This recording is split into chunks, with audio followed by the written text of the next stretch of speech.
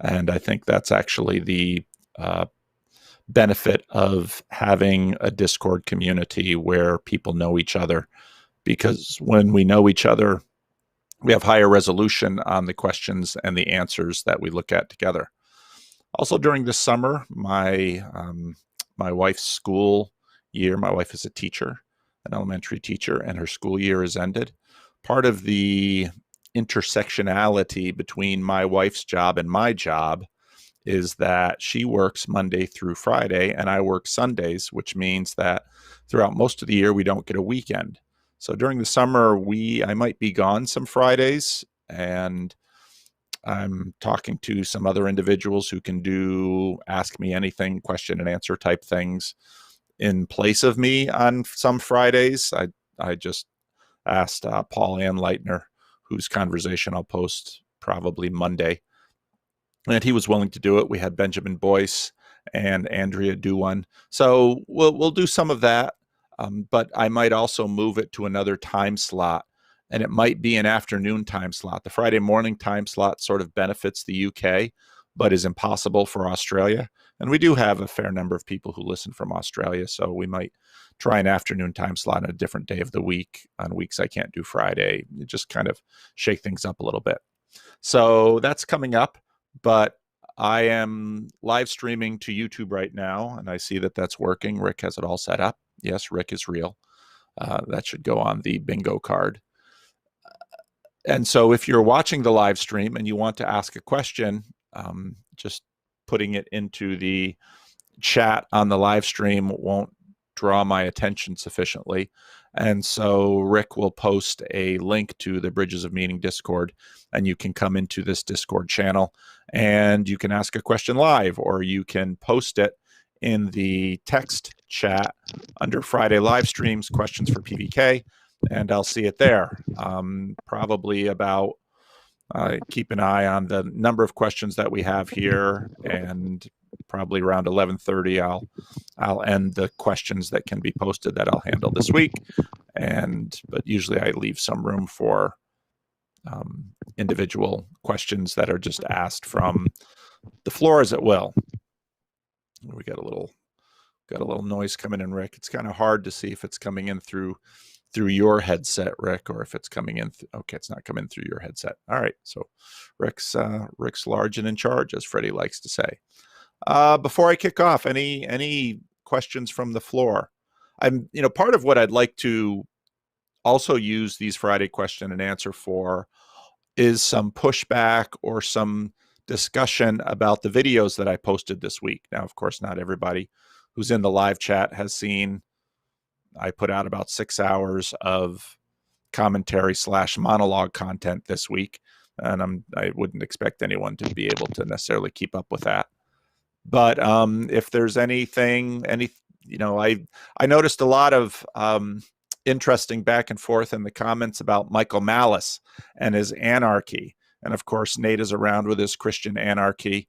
And so if there's anybody who wants to say anything about the conversations that I commented on, Barry Weiss, Michael Malice, talking to Jordan Peterson, or vaccine positions I took, I noticed those got some heat. And actually, I made a PowerPoint for a little bit more commentary on the Jordan Peterson, Michael Malice video, because I want to do a little bit more nuance on Malice's position, especially on a variety of things. And I might do a little short video on vaccines, just sharing some thoughts I have about those. But if anybody wants to jump in live now and say something about any of that, this is your shot.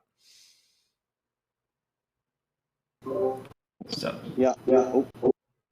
I'm less familiar with the Christian anarchy as opposed to just like regular political anarchy. And I guess my kind of question on that is for both either Nate or Paul, is Christian anarchy more of a practice or is it a goal? Like, is it something that you're trying to get the world to actually go towards? Or if people start kind of going through the practice of Christian anarchy, it'll improve things. And for comparison's sake, I'm going to bring out something like yoga. Like, yoga has this idea that you're supposed to reach some kind of enlightenment, but for the most part, it's more of just a practice that affects the rest of your life in a positive way. And so I'll let you guys take it from there. Nate, why don't you, I see that you're in the room and you unmuted, so you're the one that on the Randos channel has talked a fair amount about Christian anarchy. I think there's obviously some tension. Anarchy comes from Greek. The A in Greek is sort of a atheist, is a non-theist. Anarche is a non-arche.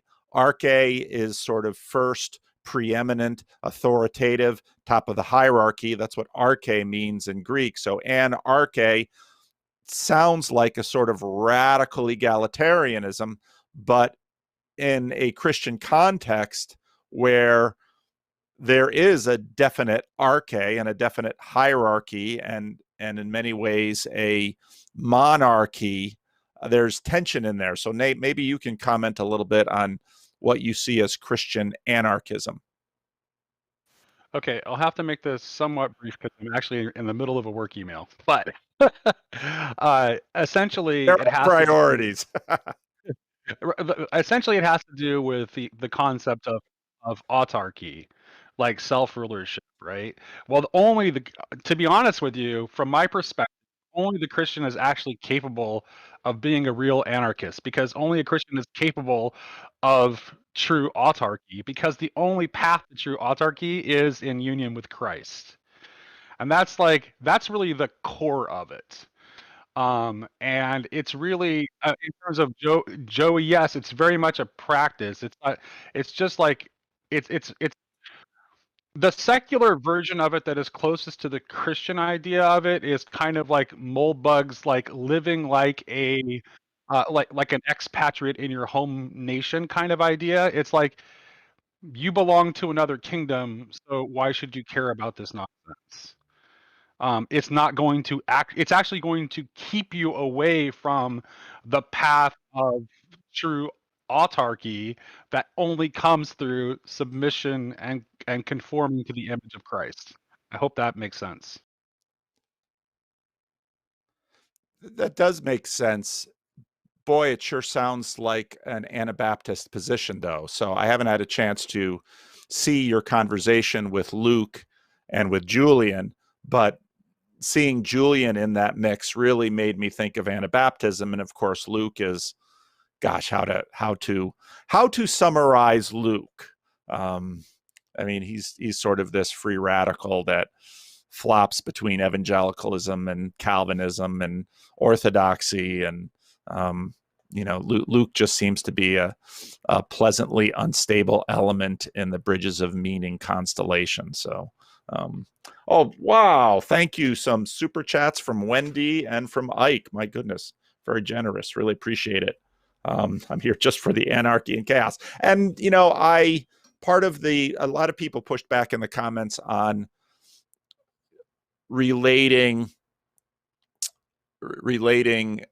Michael Malice's anarchism with chaos, and I thought that was a fair pushback. Yeah, I mean, part of the, and I really like what you just said, Nate. I think that's quite helpful. This also gets into natural law, because natural law, which is a term I don't particularly like, which of course annoys a certain element of my audience. Like there's a bionic mosquito in particular that's particularly annoyed by my resistance to natural law, as is there a Carl. Christians believe and assert that there's a definite structure to reality, which is, at least to the degree that humans can know things, knowable and relatable and relationable. And so that's sort of why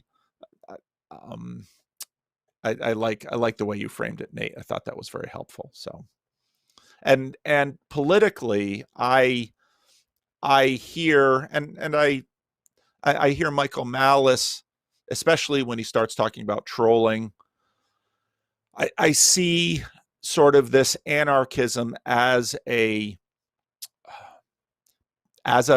practice, as a methodology in order to unseat tyrannical arches, and I can understand that as a tactic.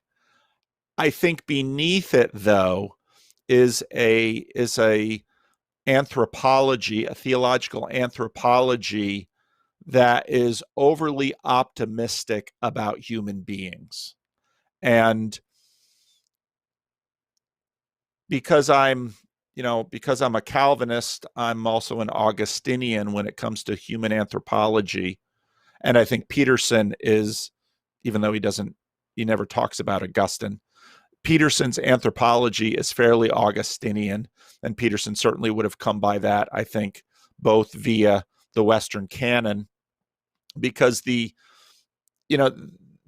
American ethos is, I mean, like I said in my video, American culture is sort of a mixture of reformed zealots and drug dealers. Now, of course, that's sort of a inflammatory way of talking about New England Puritans and Virginian. And one of the reformed zealots, can I say something quickly, Paul, if you don't mind? Yeah, go ahead. I think that when I'm listening to Christian anarchists talk, what they're really just saying is something more like Christian pacifism. It's not like they don't believe in authority and hierarchy. It's that they just don't believe that it should use force to stabilize itself and to accomplish its means. Right. And that it should be some sort of balance of persuasion from the top and healthy humility and submission, voluntary submission from the bottom, but that there's still hierarchy and cooperation, and there's still the monarchy of Jesus at the top. Whereas anarchists like the one that Peterson talked to, when he said that all cooperation was like tyranny or something like that, or all unity was oppression, basically, hard stop, that is just extremely anti-Christian. So I really think that maybe the Christian anarchists should pick a slightly different word, although it does do a good job of getting attention, but I don't think that's really what they mean. I couldn't have said it better myself, Sam. I think that's terrifically helpful. Part of the reason Christian pacifism is responsible is because of the arche of Christ. Because basically, a pacifist will say, like Christ, you can take my body, but in the end, I will win because of resurrection. And it presupposes a vigorous embrace of resurrection. And that's part of the reason although I am not a pacifist, I am very sympathetic to their practices. And I think pacifism is sort of an extreme position. And I think it's a helpful personal position, but I think it's limited. I think it's balanced by what the Apostle Paul has to say about the state having been given by God the sword, and we hear that from Peter and Paul. So no, I think you said that very well, Sam, and I think Sam said it very well, better than I could. So great, really helpful. And this kind of back and forth with some of you in the community is really what I think a Discord question and answer can facilitate better than, say, you guys leaving questions in Patreon or on a web chat or in a comment section and me just answering them, because all of us together are way smarter than just me. And so I think that's the power of a community, and part of the reason we're really playing with these tools is because we're finding out how these tools can create different kinds of communities that aren't quite so bound by time and space, but there's always upsides and downsides in there. So that's really awesome. Anybody else on this?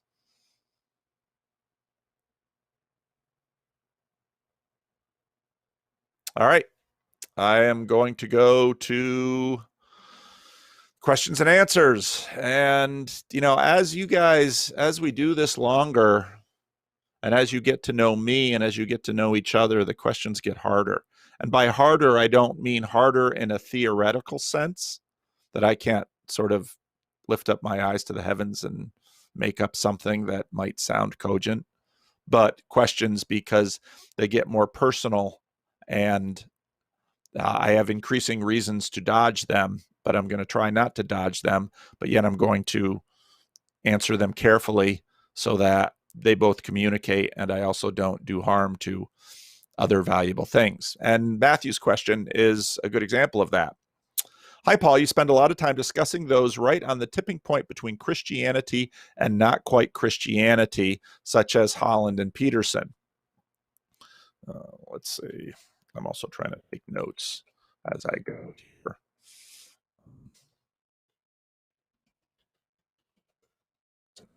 Compelling radio. Okay. Those on the tipping point between Christianity and not quite Christianity, such as Holland and Peterson. And that liminal space is where a lot of our attention has to be placed, partly because of confessionalism in the Protestant Reformation.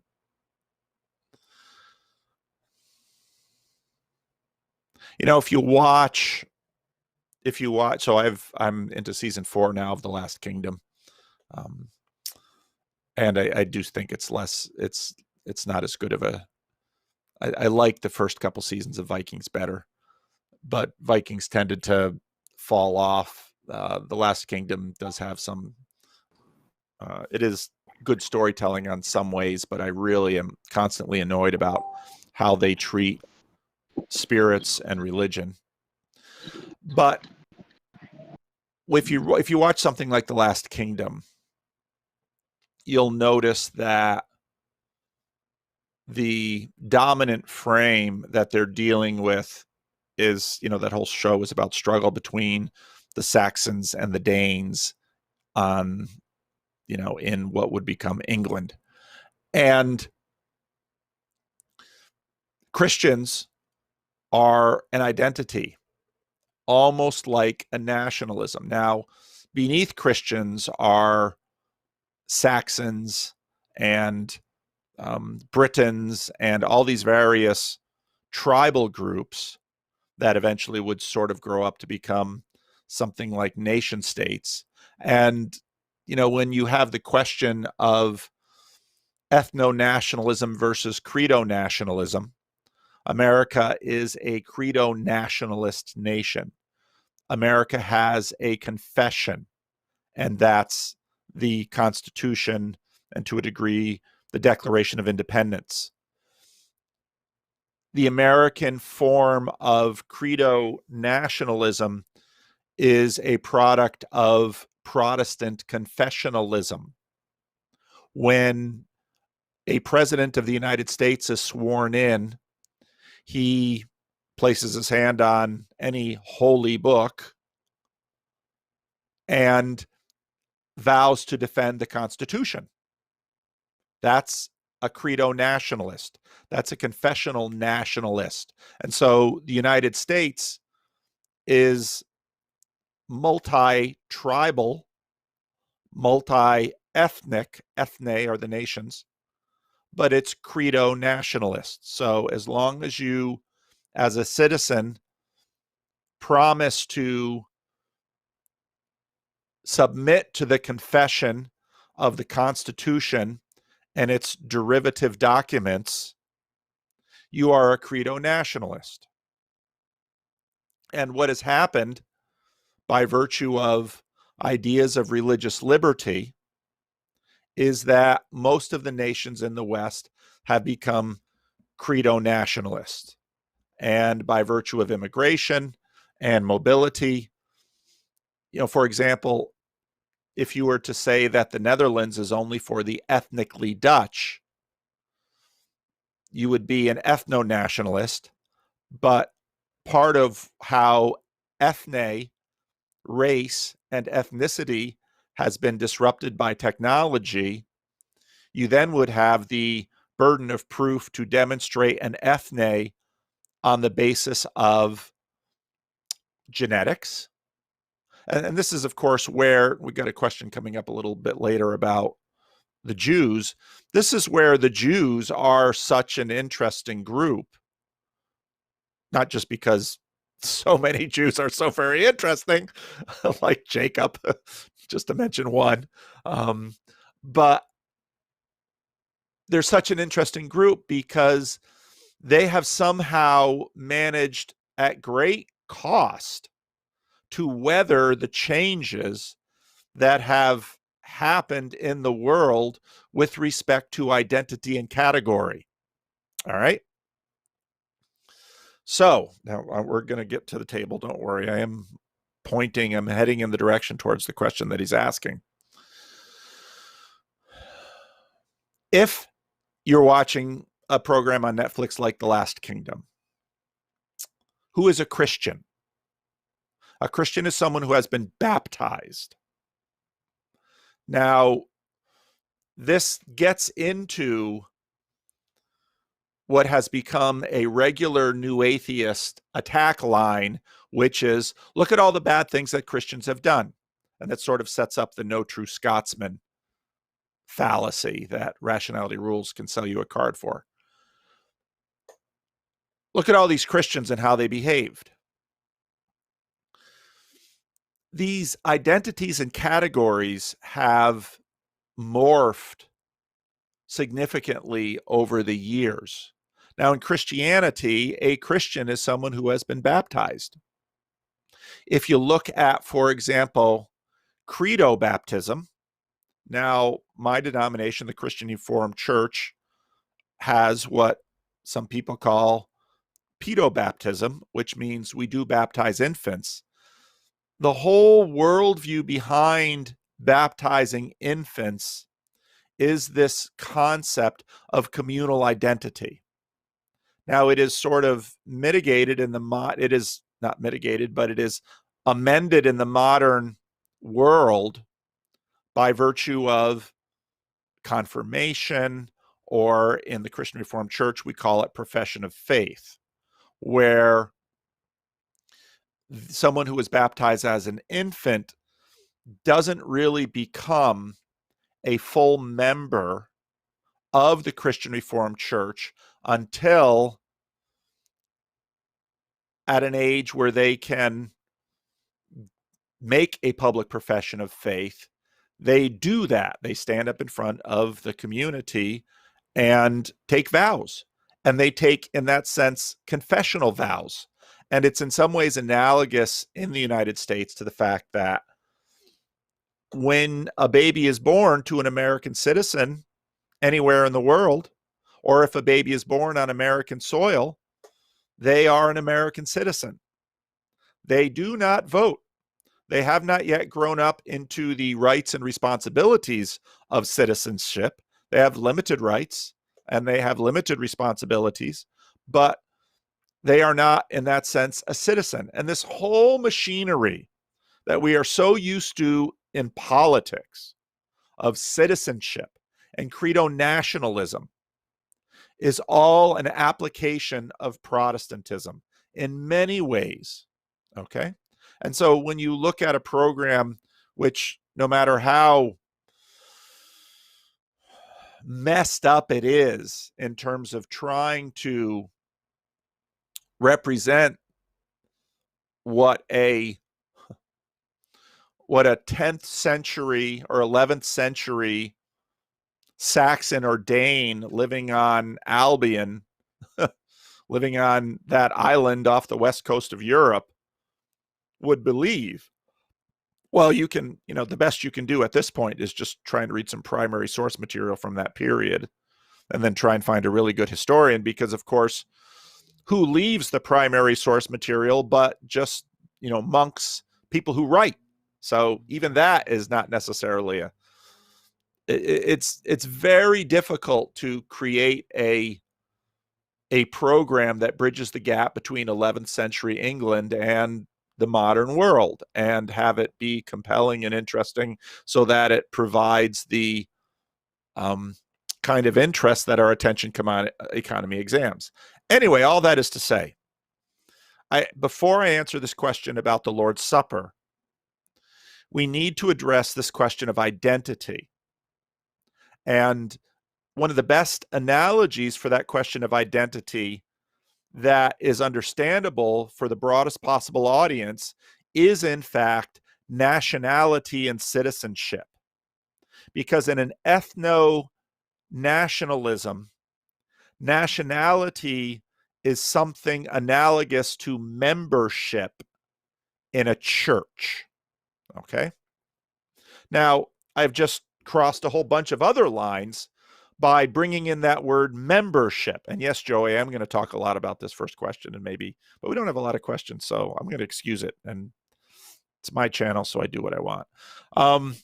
Because I think all of these issues are really quite important, because they're actually beneath a lot of, like I say, these cheap attacks by new atheists, and also very, I think, reasonable deconstruction hang-ups that happen with a lot of people, because they say, you call yourself a Christian and you do this, and you see it all the time, you see these tensions all the time in a show like The Last Kingdom, because it is written by writers who are living in this tension. Because how is it that these good Christian kings are doing these truly heinous things?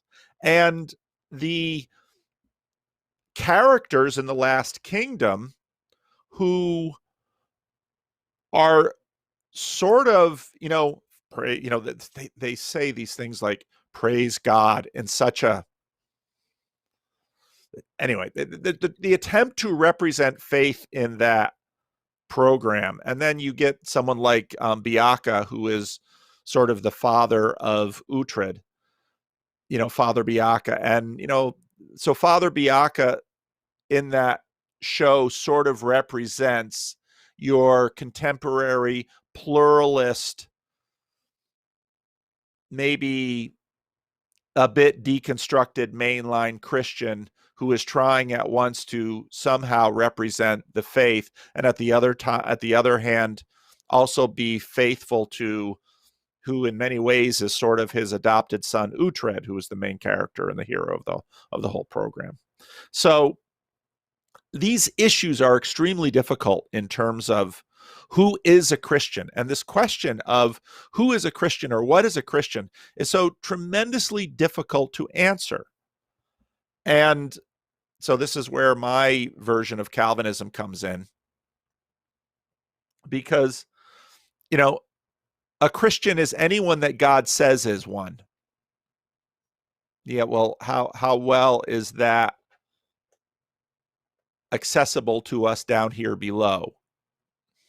That's tough.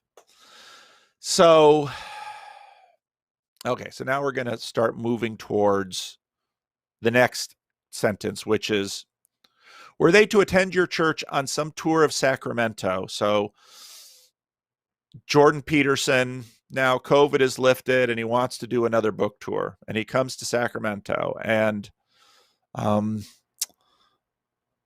Jordan Peterson, I have reason to suspect when John Vervaeke had his conversation with Jordan Peterson, John Vervaeke said, I know that Jordan asked John, who are some other people I should talk to? And it's quite likely that John gave Jordan my name. And I don't know if that will happen.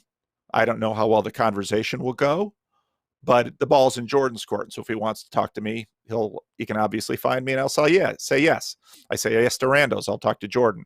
There's only very specific situations in which I might say no to someone. For the most part, my bias is yes. So let's imagine Jordan and I have a fruitful conversation, and let's imagine it's sufficiently interesting to Jordan that we have another conversation, and yada, yada. So much of sort of what happened with Rebel Wisdom, when Rebel Wisdom visited David Fuller and Ali Alexander, when they visited Sacramento, it wasn't a communion Sunday, so there wasn't the opportunity for them to participate in communion. But if David Fuller had expressed a desire to partake in the Lord's Supper, would I have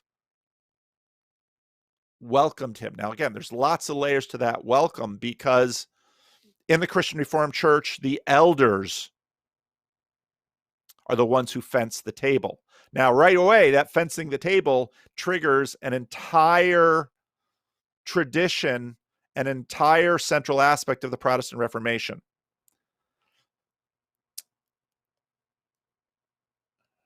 There's a church plant. So as I've mentioned before, my first 15 years here in Sacramento were predominantly occupied in terms of outside ministry of this church with church planting.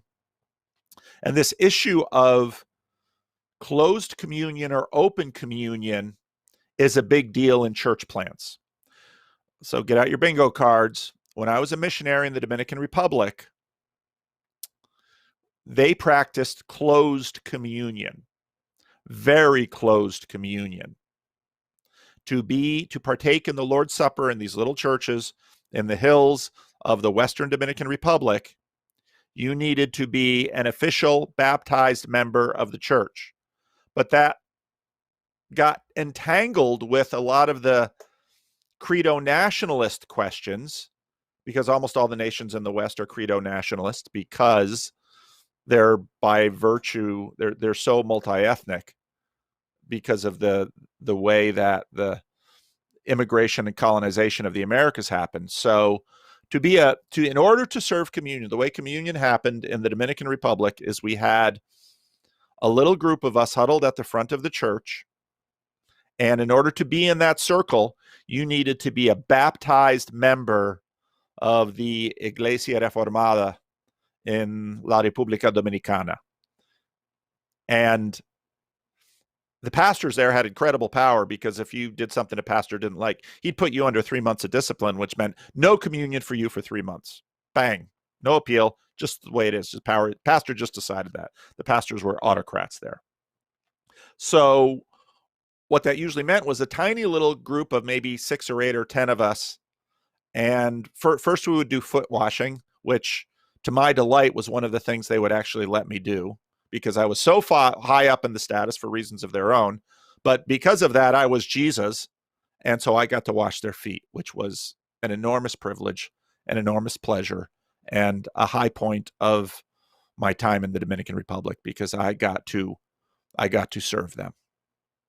Often they didn't let me serve them because for their own reasons, they needed me at a certain status level for their own welfare and the welfare and status of their community. But anyway, so we would do a foot washing, and then we would partake of usually grape soda and a little bit of bread. And that's what we would do. And it was beautiful, but it was closed. And the reason I say it was enmeshed with nationalism was, in order to be baptized in the Christian Reformed Church of the Dominican Republic, you had to be legally married to your wife, or at least to the woman that you were with, or at least to the woman that you were had a whole bunch of children with. And many of the people there had a tremendously difficult time getting at least passably legal documents. And the way that many of them would get documents was they would at some point find some Dominican, and they'd pay that Dominican a certain amount of money to say, oh yeah, you're my son, and then go register them. And so then they would have a new name in the Dominican Republic, and they would have a legal document in the Dominican Republic that said that they were so-and-so Dominican son. And then at that point, now that they had citizenship, they could get legally married in the Dominican Republic.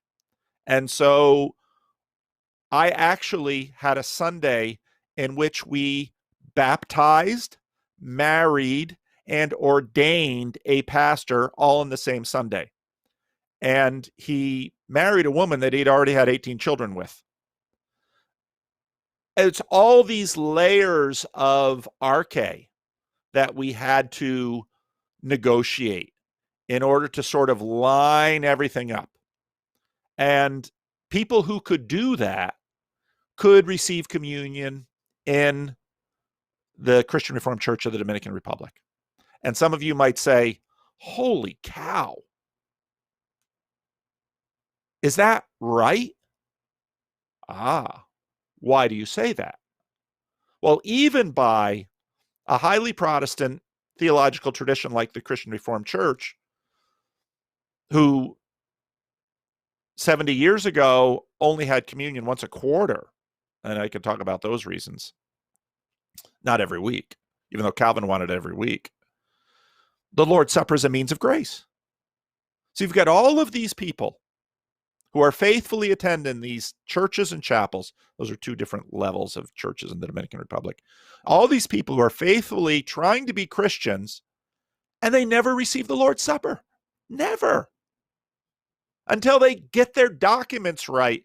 And in order to get their documents right, they have to bribe some Dominican to perjure themselves before the government and claim them as a child, so they can get legally married and then baptized within the church. Because what else are you saying? You're saying that, well, you've got a whole bunch of people who are being baptized and they're living in sin because they basically have common law marriages because they can't get a legal marriage in the Dominican Republic. Maybe they could go back to Haiti, but could they get, in other words, there's a whole world of complication that they're trying to navigate in this question in the Dominican Republic about who isn't welcome at the Lord's table. And some of you who come from theological traditions that have open communion, let's say a mainline church in America, have open communion, would say that's horrendous.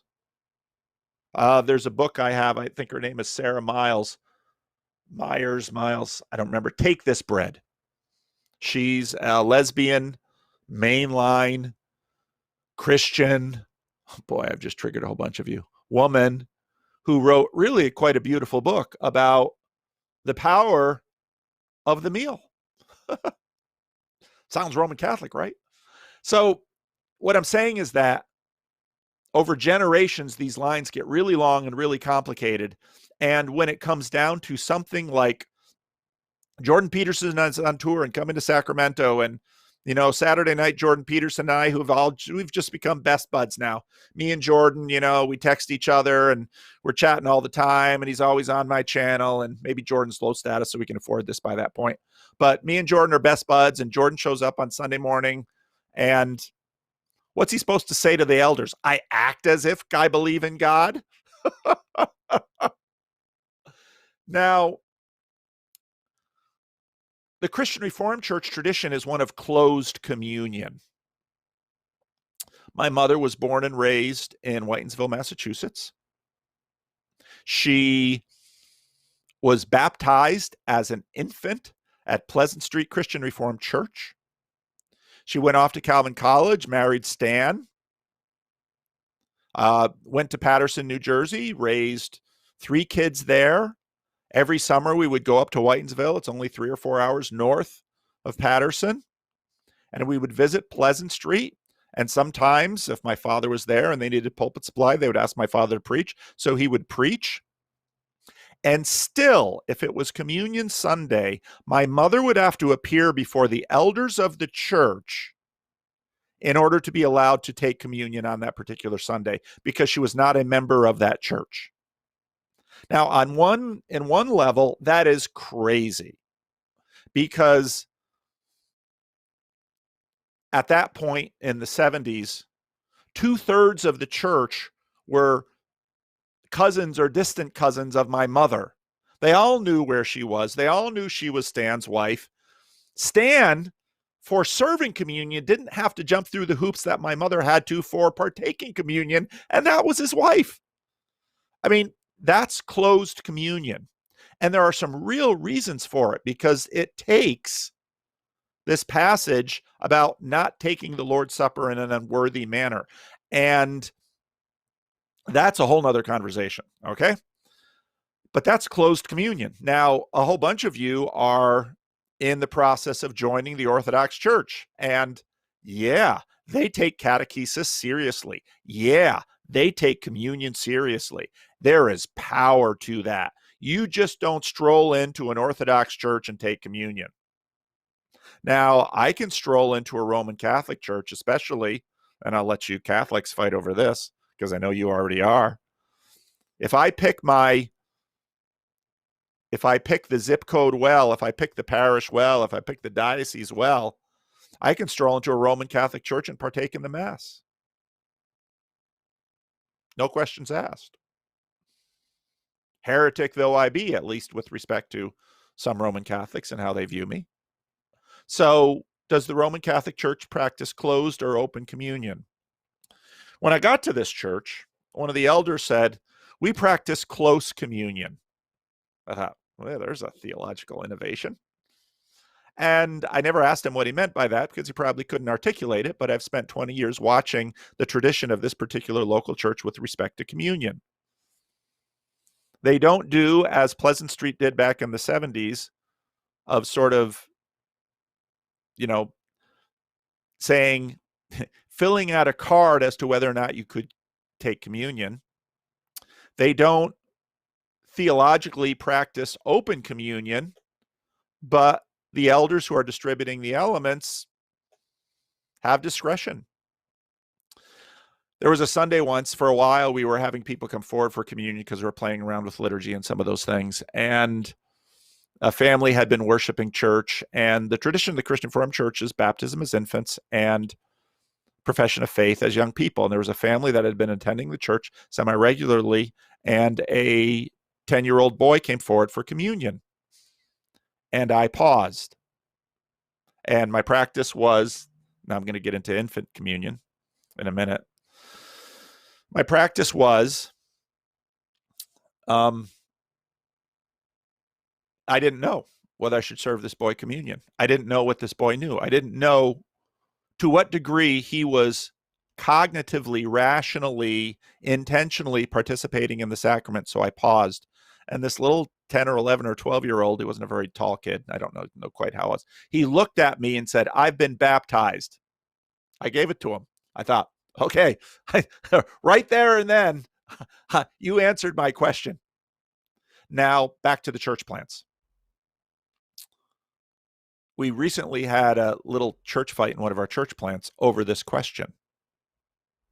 Because the church planter, who is a very sharp guy, I'm not going to name him just because I don't want to get anybody into any trouble. And that's the kind of hardness I'm talking about when I started answering this question about a half hour ago. The church planter in these church plants, oh gosh, it's chaotic. Now it's not, you don't have the same lines that you have in the Dominican Republic, but when you start a church, what do I mean by a church plant? It's a brand new baby church. And when you start a brand new baby church in the Christian Reformed Church, you have people all over the map. If you plant a church from the Presbyterian Church of America, once people sort of figure out that you're a PCA church, where they're going to figure out, okay, no women pastors, no women elders. I don't know what the PCA does with respect to communion, but so basically what church planters have to do is figure out how to signal to the people who should and shouldn't come forward for communion. And the various church planters in the Christian Reformed Church, I've seen them do this in a whole lot of different ways. Some of them do so in, and actually Josiah is in the room today, so he might tell us what City Life Church is doing, but some of the church planters do it sort of in an existential feeling mode, which really connects well with Americans. And it goes something like, there's a brief description about what communion is. There's sort of a social way of saying, if this isn't right for you, please don't come up, just stay in your seat. It feels awkward not to participate if everyone is doing it. So there's no stigma in not coming forward. So they say that. They also say, in sort of an altar call way, if you want to take next steps towards Jesus and towards public profession of faith, then you are welcome at the table. What does that mean? A number of years ago, there's a CRC minister named Tony Mann who wrote an article. And again, a small denomination like ours is sort of a family. And so we watch each other carefully. And what is written by our own pastors has weight to the degree that a denomination like ours is really a moderate, semi-permeable wall. And Tony Mann basically made an argument that in some ways, someone coming forward to partake of communion as a means of grace is in one respect sort of a response to an altar call. Now, again, for Orthodox, this would be, whoa, no, you're not taking this anywhere near as seriously as you should. And that's how Orthodoxy has framed it. but someone who is exploring Christianity and is, if I were to sit down with them to say, I am seeking Christ in my heart, I want to know him. I'm not ready to stand up and make the vows, but he's, ask and it shall be given, seek and you will find, knock and the door will be open. I want more of Jesus in my life, and will being at the table move me closer to Jesus? And again, someone might say, well, that's sort of a high risk move. But Jesus is a high risk guy. So some church plants do that. Another one of our church plants, again, they had this big fight because the pastor had always had in his liturgy, and it was a written liturgy that's common in a lot of the church plants now that we have. We don't do it at Living Stones. All those who have been baptized are welcome at the table. And that's a really good ecumenical standard because communion is for believers. But it's also fairly loose or close because there's a line there, and it's baptism, and that's the proper line. And so in the Christian Reformed Church over the last 10 years, there's been this movement of children at the Lord's table, because theologically, some people in the church said, can you really bar children from the table? And the answer theologically, in terms of the Reformed tradition, is probably not. And that has been deconstructing some of the tradition of the Christian Reformed Church with respect to profession of faith. I watched my church in Peterson, New Jersey, partake of the Lord's Supper for years until I was 17 or 18 years old, and I made public profession of faith, and then I could partake. And there was something really powerful. It was a rite of passage. There was something really powerful about that, making a public profession of faith. And so that was a good system. I really like that system. Now the Christian Reformed Church is moving towards children at the Lord's Supper.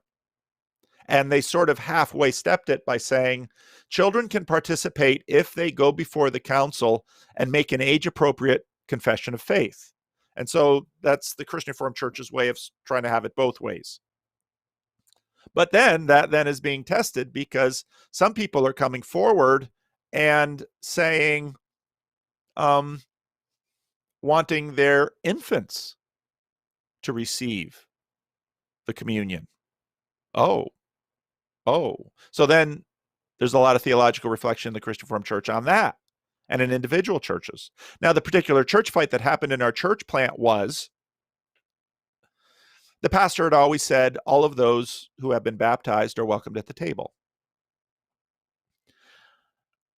But because it's a church plant and because of the theological complexity of the American population, there's a whole bunch of people in the church plant who don't believe in infant baptism, but believe that children and infants should partake in the Lord's Supper. And theologically, in the Christian Reformed Church, we look at that and say, whoa, really? You're gonna practice credo baptism and infant communion? Now, as a pastor, you walk into a family's house and you say something that I just said, and it's not a fair fight because I've just put a whole bunch of terms on them that they don't understand. Well, what metric are they using for who should and shouldn't be at the table? You know the metric that they're using? The one that the other church plant uses, which is, how does this feel to you right now in terms of your intentionality? There's a whole nother layer. So, Tom Holland and Jordan Peterson visit Living Stones. So here's a scenario. Finally, here at the massive world center of Living Stones Christian Reformdom and the mother church of the Bridges of Meaning Discord server, we have a conference. And I get both Jordan Peterson and Tom Holland on stage together, and I do a conference. And the conference is Friday and Saturday, and Sunday is church. And I'm preaching, and we're having communion. And Jordan and Tom stay. All right. Let's talk about this, Jordan and Tom. Here's a question. Has Jordan Peterson been baptized? I don't know the answer to that. But if you'd ask me to guess, I'd say probably. Why? He spent the first years of his life in a mainline church in Canada. Mainline churches often practice infant baptism because in some ways they continue to be descendants of these Protestant confessional state churches of Europe. So it may very well be likely that Jordan Peterson was baptized. So under that term, he's welcome at the table. He's been baptized. Tom Holland also. He spent the first years of his life till he was 6 or 7 in the Church of England. Does the Church of England baptize infants? Yes. Was Tom Holland likely baptized as an infant? Yes. So Tom Holland could have communion too, under the question of he's been baptized. Now, 1970s closed communion in the Christian Reformed Church, they would have to appear before the elders Sunday morning, early before church, and make a confession of faith to the elders before the elders would allow them to be baptized or to partake of the Lord's Supper. Our elders here haven't practiced that in the times that I've been here. Will they take it up again someday? They might, if they feel that it's needed. Right now, the elders are showing discretion. Do they show sometimes too much discretion or too little discretion? You can probably argue with them, but they're the ones who are seated in authority to take it. So that's my answer. And that's the fence. Now back to the fence. Conditions of crossing the fence, because you mentioned that word fence. And that word fence is theologically important because what had happened, and part of what the Protestant reformers pushed back on, is that in some places in Europe, people didn't have access to communion. Maybe once a year at Easter, they would partake of the Lord's Supper. And for some of you Catholics that look at Protestants, they're having communion once a quarter or once a month and say, oh gosh, you Protestants, you don't have communion enough. Now Protestants are having communion every week. I, in fact, was just at Granite Springs Church, I'll name that church, this Tuesday. And during COVID, they've had Tuesday Eucharist. And they're even taking on these Eastern Orthodox names because I know that pastor, who's a high status pastor in the Christian Reformed Church, is in possession of an Orthodox icon sitting in his office. 100 years ago, his iconoclast theological ancestors would have been appalled. But there sits this icon. I see it when I go into his office because one of his close friends is an Orthodox priest who's a terrific Christian. I've met him. I've heard his story. He's an amazing man. He's a great, great priest up there in Rockland or Roseville, California. It's a great church. So as we are continuing to process the Protestant Reformation, well, one of the things that happened in the Roman Catholic Church is that the fence came down. And Roman Catholics, as a body, are some of them having communion way more than a whole bunch of Protestants. And why did Christian Reformed churches 75 years ago only have communion once a quarter? Some of them still do. Well, that's because the Christian Reformed Church replaced the confessional, where you confess your sins to a priest, with the house visit, where you confess your sins to the elders. Because you need a house visit, you need to make confession to an elder before you can participate and partake of the Lord's Supper.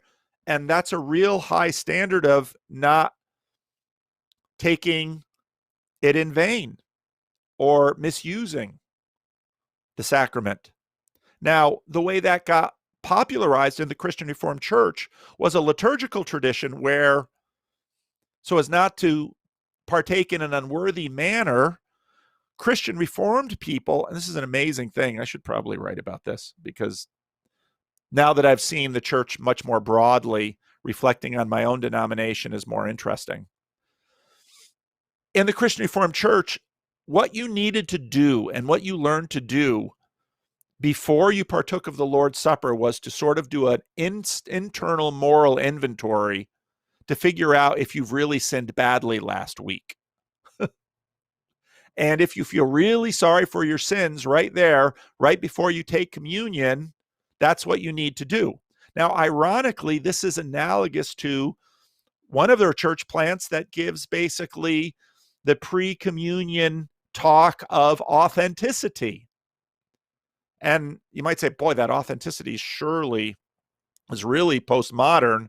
But in many ways, it's analogous to what the Christian Reformed Church was doing before, where I have to feel really, really guilty in order to sort of feel really, really forgiven by partaking. And that's the worthy manner by which I partake, which is completely disconnected from any contemporary exegesis of 1 Corinthians 11. So, Matthew, I hope you appreciate the question that you asked, because my first thought was, I'm not going to answer this question, because in order to answer this question with the specificity that you asked it, I might very well get myself in trouble within the internal food fights of the Christian Reformed Church. And the only way to not get myself in trouble is to basically address all of the outstanding Christian issues built into the tradition of the Christian Reformed Church with illustrations from all over the world and contemporary ways in the Christian Reformed Church. So that was my answer. And that's why the answer took 45 minutes. So beware of the questions that you answer. The more powerful the question, I'll either duck it or I'm going to have to talk for an hour. It's a great question. And so if Jordan and Tom came, they'd probably participate if they wanted to, if it was authentic to them. And what I would probably say to them is, you're welcome to participate if this is you seeking Christ. And I think at this point, Tom Holland would. I think Jordan Peterson probably would, but there's a fair amount of other layers in there for Jordan Peterson. But would I welcome him to the table? Would I serve him communion? Probably. So there's my answer. All right. Somebody in the comment, somebody here is going to have an issue with this. I haven't even dared to look at. I haven't even dared to look at what Anselman is going to say. Yeah, go ahead. I had a quick comment about like the frequency of mass attendance in the Middle Ages, which you actually got right. It was actually very infrequent, contrary to what Richard Rowland keeps saying. And this is actually important to a difference between the medieval mind and our mind, and the difference between our individualistic worldview and the Catholic personalist worldview. Because even though individual Catholics were only attending Mass very infrequently, in accordance with the requirements of the church at that time, the Mass was still being performed daily by the priests. Right. And believers thought that that was efficacious for them, and they didn't feel that they had to go to Mass like with this kind of frequency. That really only happened as a reaction to the Reformation, and that's because the medieval mind was still more naturally personalist and less individualist than we are now. So that's the only thing I wanted to bring up. That's a great point. See, we're smarter together. I couldn't have made that point, but that's a great point. And it also demonstrates I think you're right in terms of personalist, and it was also much more communitarian than individualist, because the priests are doing it for me. The monks are praying for me. And so this sort of two-speed, which Charles Taylor talks about, made perfect sense for them, because they were in many ways in communion with the monks and the spiritual athletes. And so part of, I keep having this argument that the Protestant Reformation was going to happen. The Protestant Reformation happened because of the evolution of a whole bunch of things underneath theology that forced changes in practice and theology. Was it a good thing or a bad thing? Well, we can debate that forever, but no, it's a great comment, Nate. Anyone else want to make a comment about this? Because I poured a lot into that answer.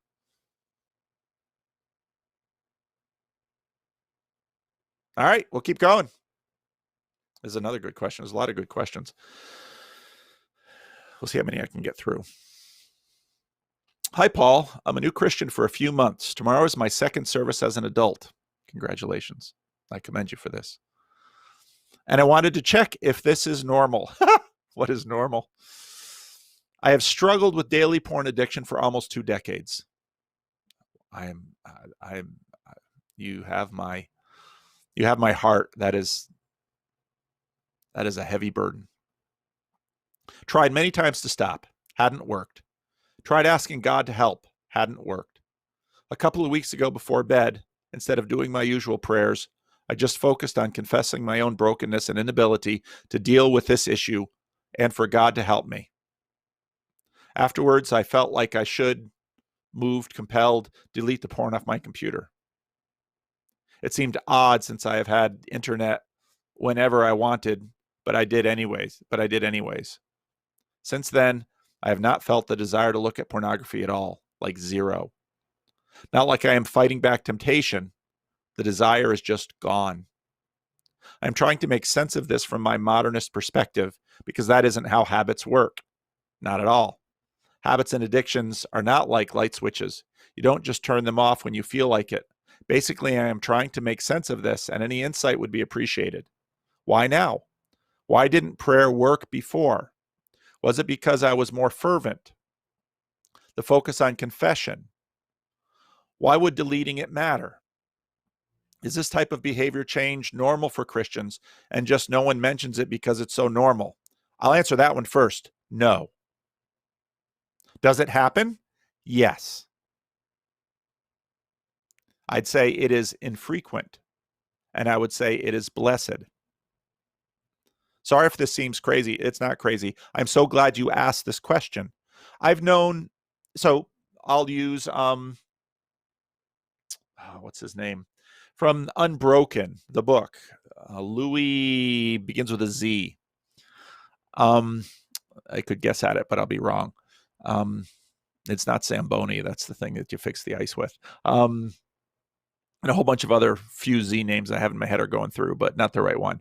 But he tells the story and the whole book. I mean, don't watch the movie, read the book Unbroken. It's an amazing book. It's just a tremendous book. Laura Hildebrand wrote it. I think that's her name.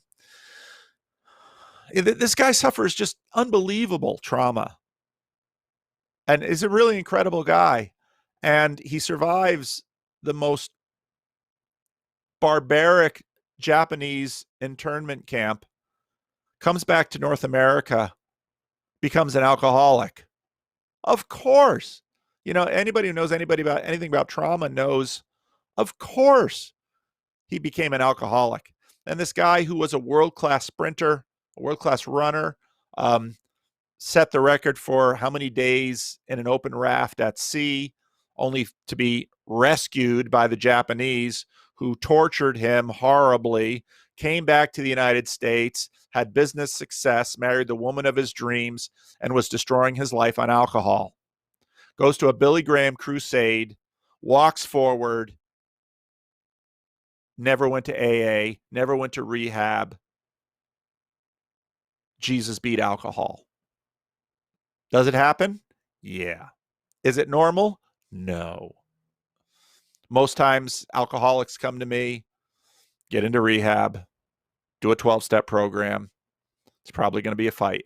But I thought when I became a Christian, I wouldn't be addicted. No. But does it happen? Yes. Now, as we learn more about addiction, in fact, right before this, I have it up on the browser. I won't say it's accidental. I say it's providential. Someone in last week's PVK question answer real-time text chat dropped the TED talk of everything you think about addiction is wrong. And if you've watched some of the Vervaeke stuff and you know something about addiction, thinking about addiction as reciprocal narrowing and reciprocal broadening, and thinking about addiction in a more contextual way, some of those ideas might, even how to think about these ideas. Some of those ideas might be able to,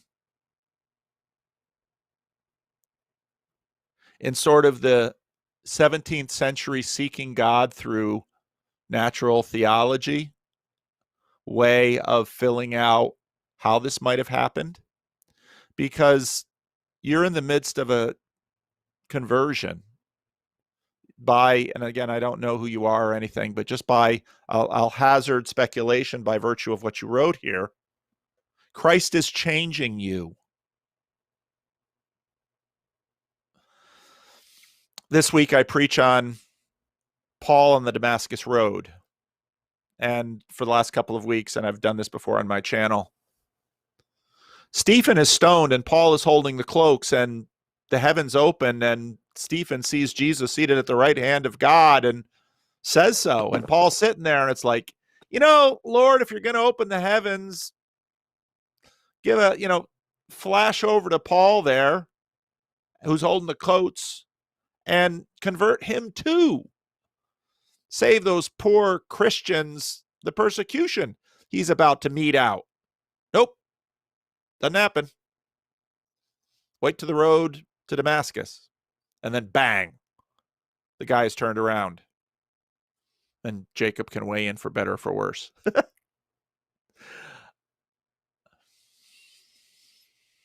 This is part of the reason I'm a Calvinist.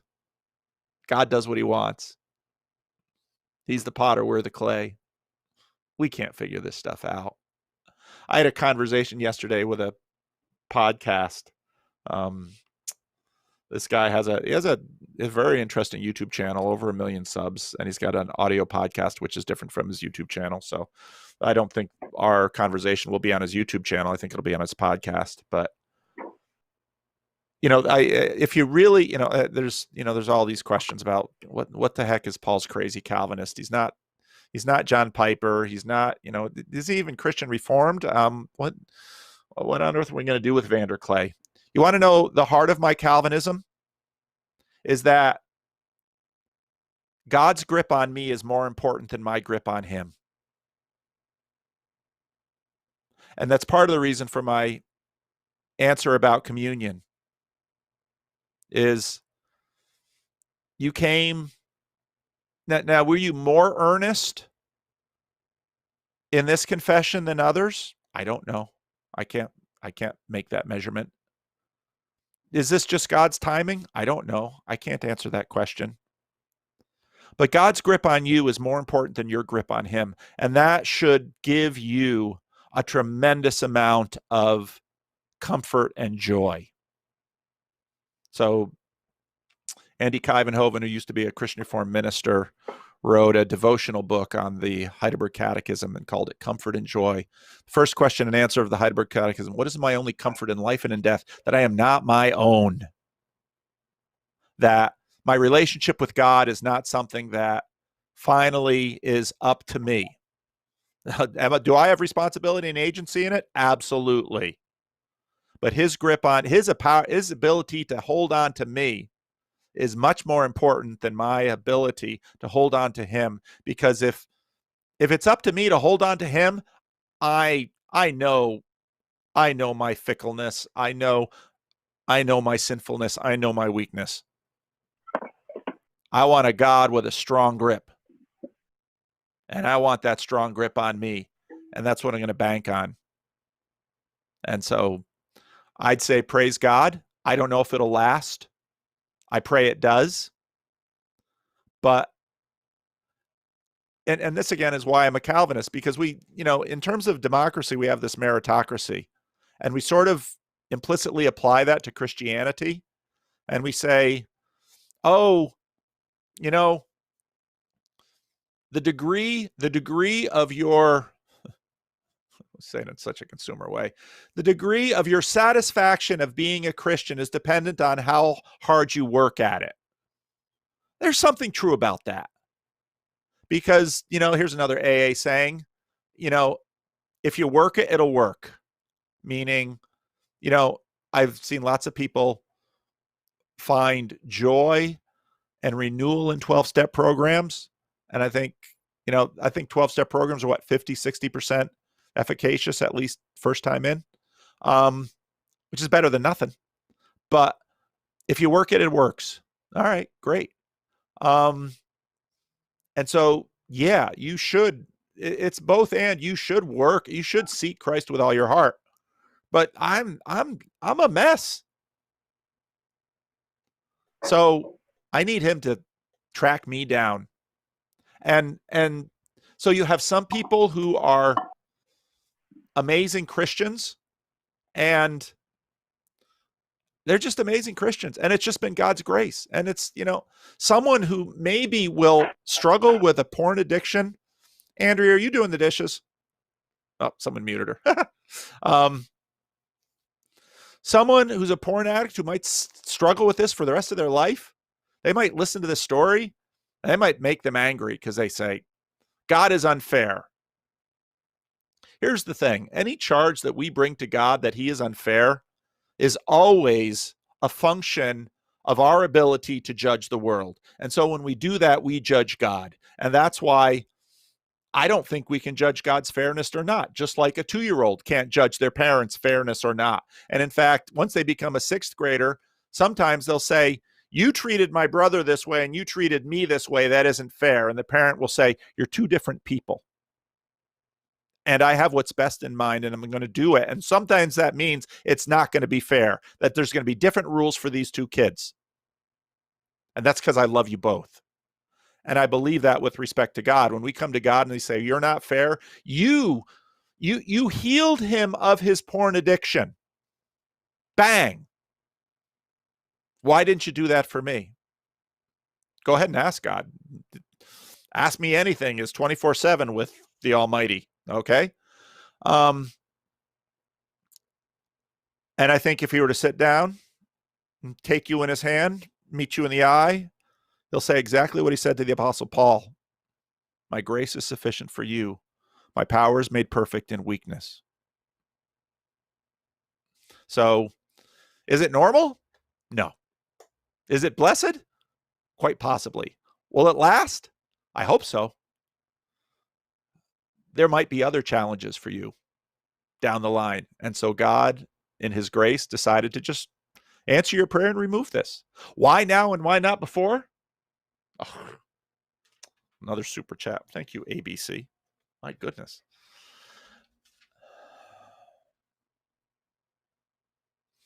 I can't answer those questions. And that's why I'm a Calvinist, because a Calvinist sort of has the right to say, God knows. He chooses, he decides, he acts. Is it arbitrary? No. And of course, the scariness of Calvinism is how far does that go with God? And of course, in some ways, Calvinists say all the way. But God is also not arbitrary. We know that.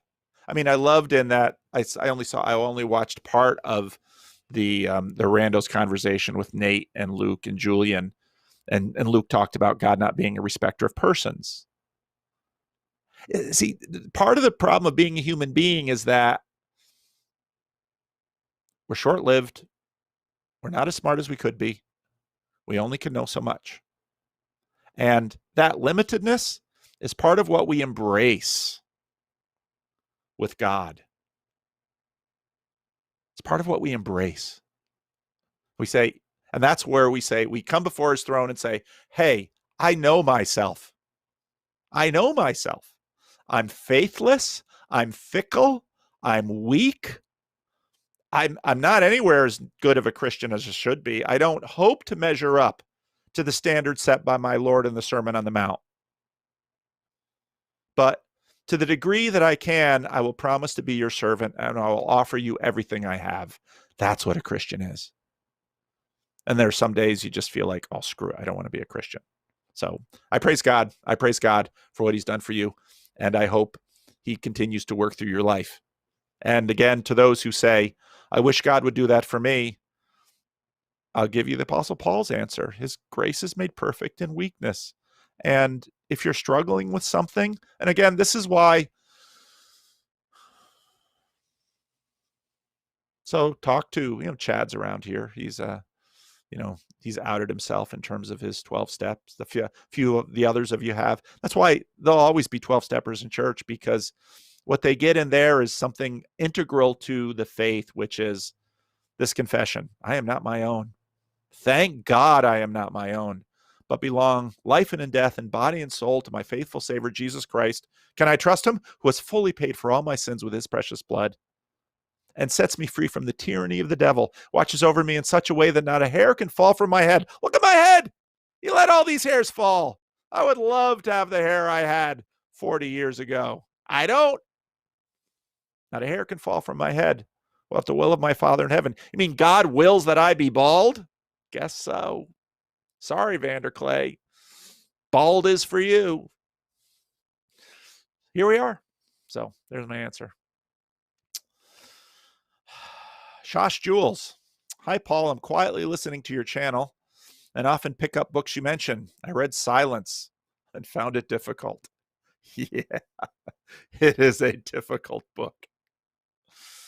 And that kind of difficulty, like Matthew's first question, it stretches us. You know, all good things are difficult so often. Because I couldn't stop thinking about it. I then watched the motion picture. I haven't seen the movie yet. Would you comment on your takeaway from the peace trampling on the Fume?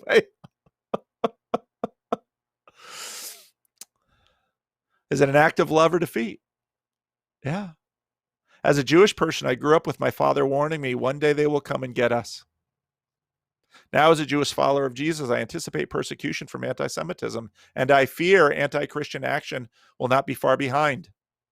I've always imagined standing firm until I read and watched Silence. Yeah. And this should, so again, well, I'll say a number of things. Donatist controversy. That was a theological context in which Augustine lived and worked. The Donatists said that priests who recounted, in that context would be similar to stepping on the Fume, priests that left the faith should not be let back into the priesthood. Fair point. They didn't stand firm. Look at the New Testament passages about, denying Christ. Yet Peter denied and was restored. So back and forth, back and forth, back and forth. And the Catholic Church position was, no, we'll let him back in. And so quite likely Monica, Augustine's mom, was a Donatist, and Augustine became Catholic. And the Donatist movement passed away. That's how church history works. So I got the gay question again on the podcast yesterday, and I gave him my honest answer. Is it possible that 300 years from now, the whole gay thing is not a thing at all? Yeah. Is it that way now? No. And so, will there be winners and losers? Yeah. But churches decide things over long periods of time, very long.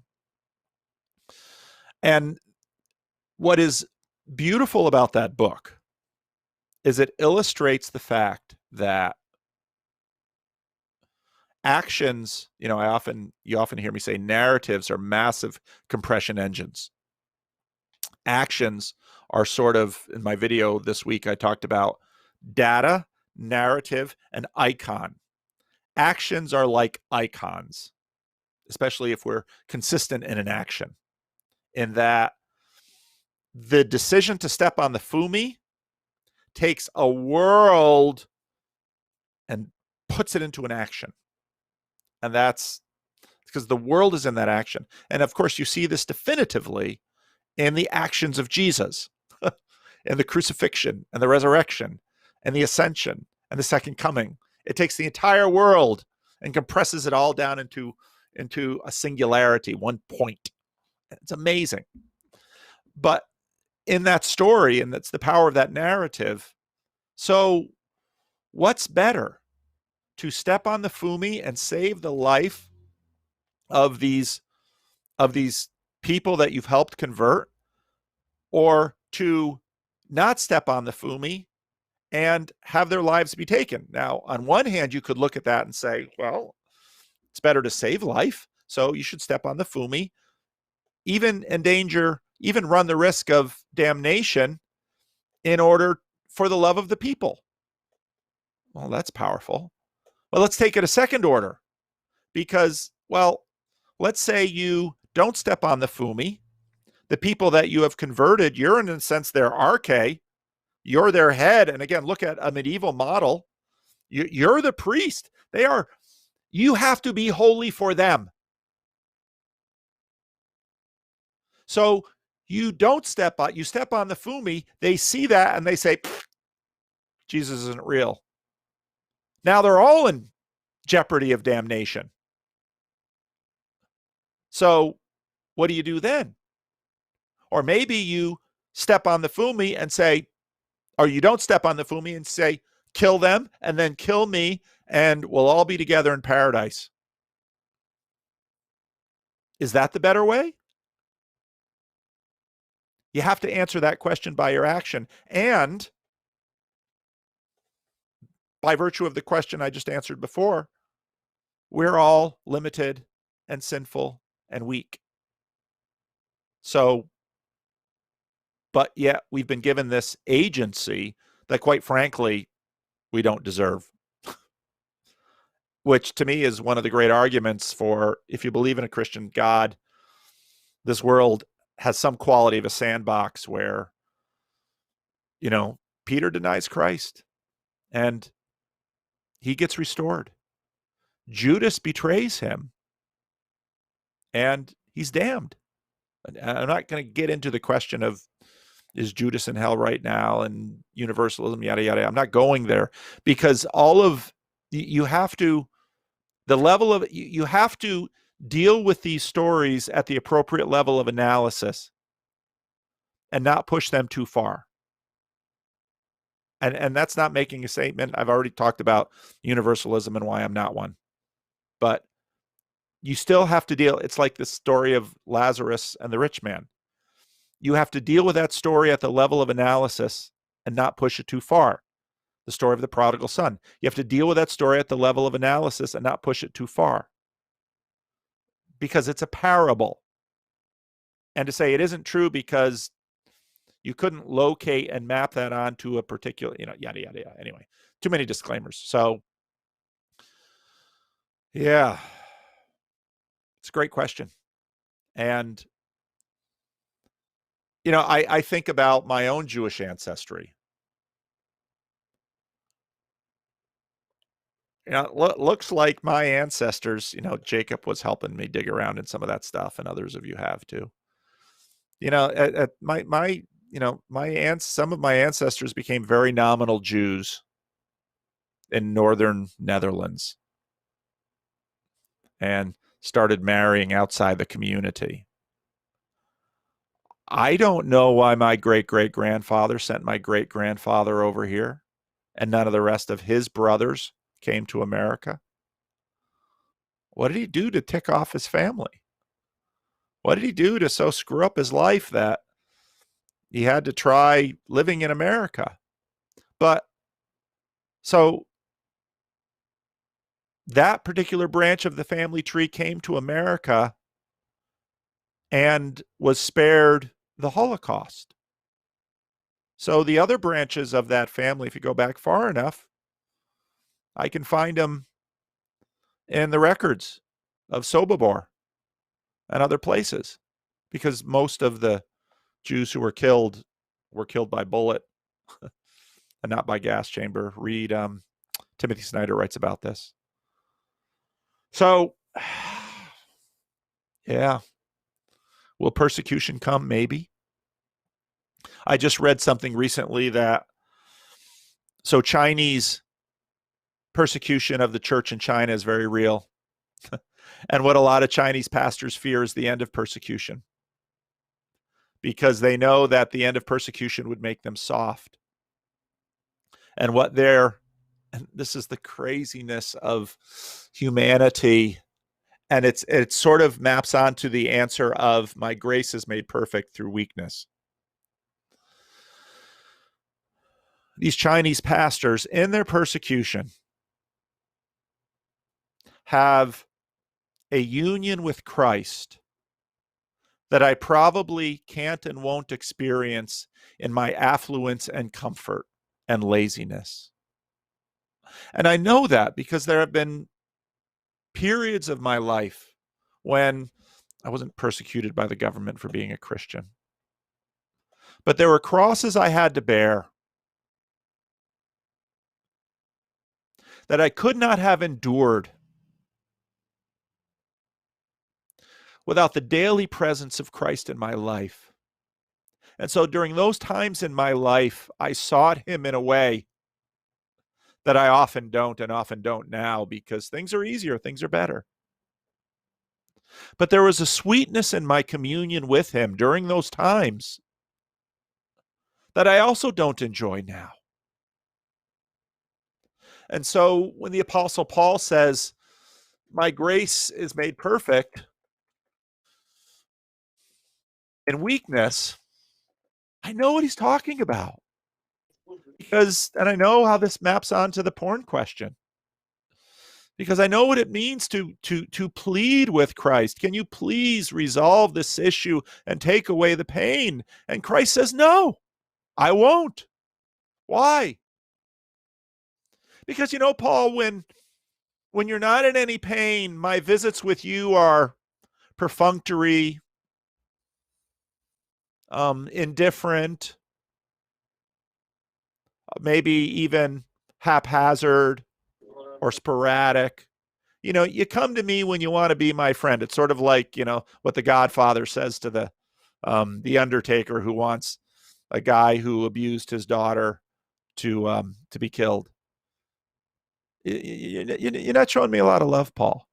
Now, again, some of you can say, hey, what's this Calvinism you were talking about before?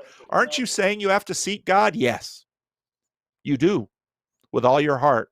And so when in times of my life or such situations I'm not going to talk about here,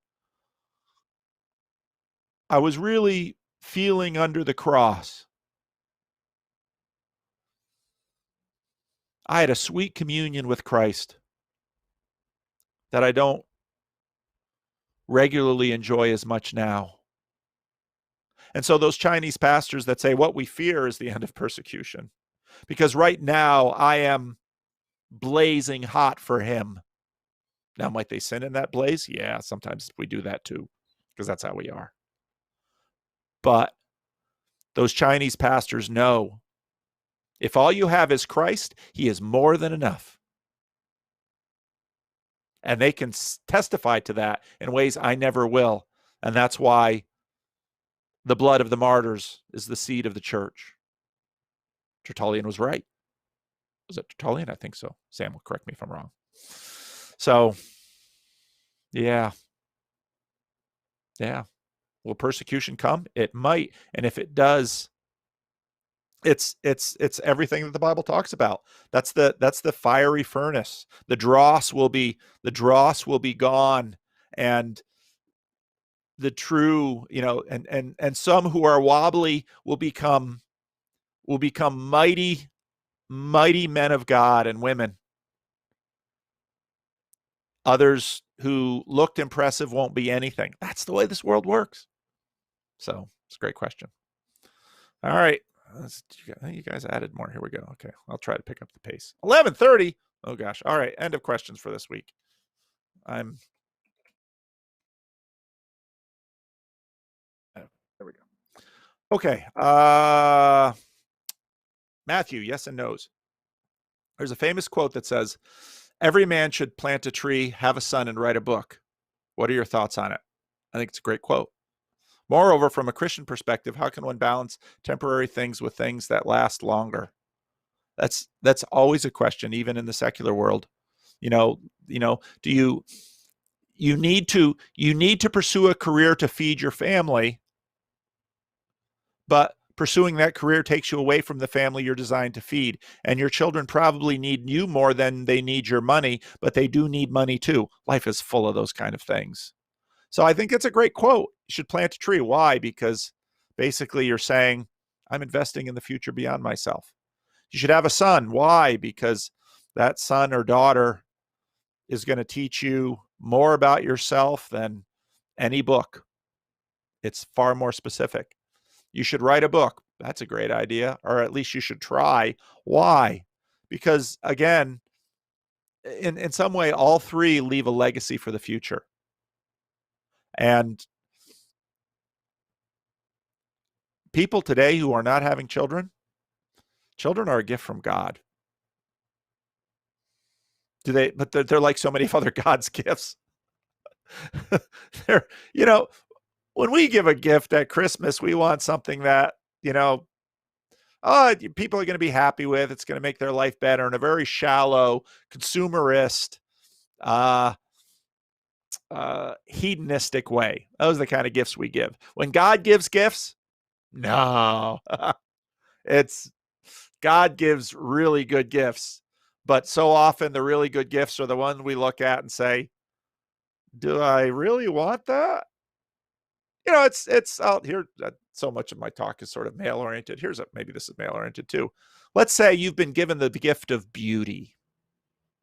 Let's say you're a woman that when you walk down the street, you have all that male attention, which means you'd probably get any guy you want, because guys are just dumb. Guys are just dumb.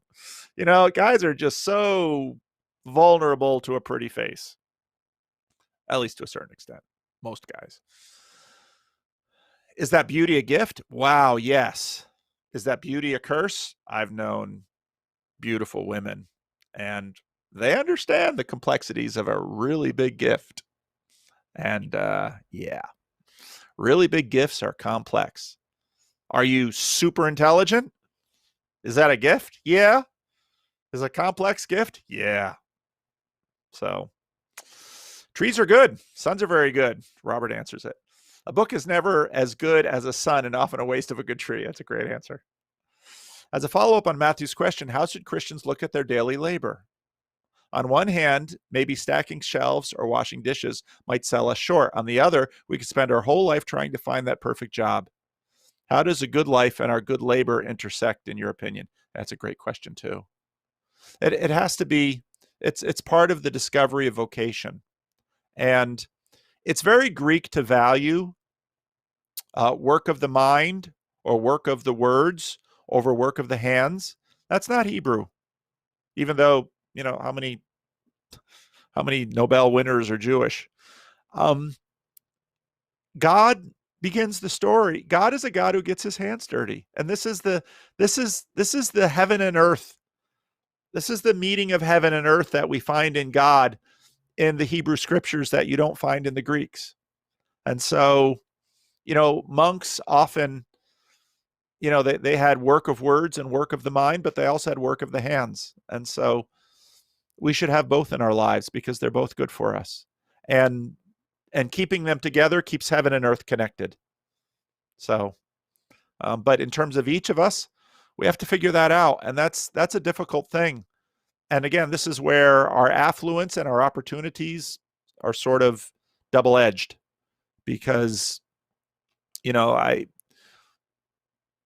years ago, if your father was a farmer, you were a farmer.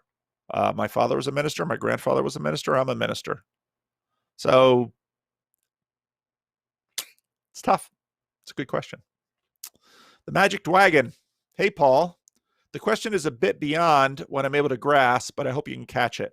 You touched on theosis in your last convo with Boyce, which overlapped with my recent thoughts on evangelism. I believe followers of Christ are to become facsimiles of Christ. That's right. Icons of Christ in his image. And to make facsimiles of him in others. Yes, that's right. To the degree that we can. We are to see, and this is where I think witness is helpful, because Jesus at the beginning of the book of Acts says, you will be my witnesses. And part of discipleship is, in fact, making disciples, but God is the one who does most of that work. And that's God number one and God number two. I also believe that Christ is the Logos, the Word of God. Yes. And that followers are invited to participate in his divine nature. Yes. Now, again, and I've been pleased to get clarification from some Orthodox in this, that we will never be God. We should, but there's actually good news in that, because what that means is we can spend eternity becoming more like him. And so in that way, our distance from him in a strange way, makes us potentially more like him. I know that sounds really mysterious, but it makes sense to me. If Christ followers present the word and are becoming more like the word by knowing the word, to what extent can they be the word? Well, there isn't just the word. And this is sort of connected to the previous question. We Christians believe in resurrection. Jesus is the Word made flesh. Resurrected Jesus is the Word made resurrected flesh. And we will move towards that. And again, in a weird way, it's the same size, it's the same kind of infinity that early on in my channel, I had a conversation with an engineer from Toronto. And we talked about algebra and the asymptote. And in a weird way, how does that express infinity? Well, it does mathematically. And so when a show like The Good Place can't imagine eternity with Christ, it's because they can't imagine the infinity of God. And even in our not godness, that gives us infinite potential to move towards him. And there is good news in that asymptote. And again, I don't know if that makes any sense to you, but it makes sense in my mind. Chad, the alcoholic. Howdy, Paul. Strange off the topic. Do I ever stay on topic?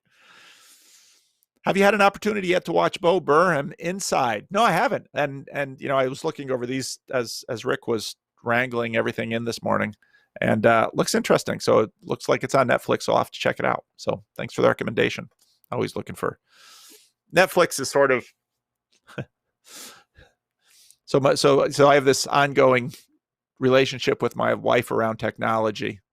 She hates wires, but of course, technology breeds wires. So during the pandemic, one of her goals was to have basically just a TV on the wall, you know, the only cord coming to it being the power cord. Okay, I can do that. But that meant cutting the cord and going to streaming TV.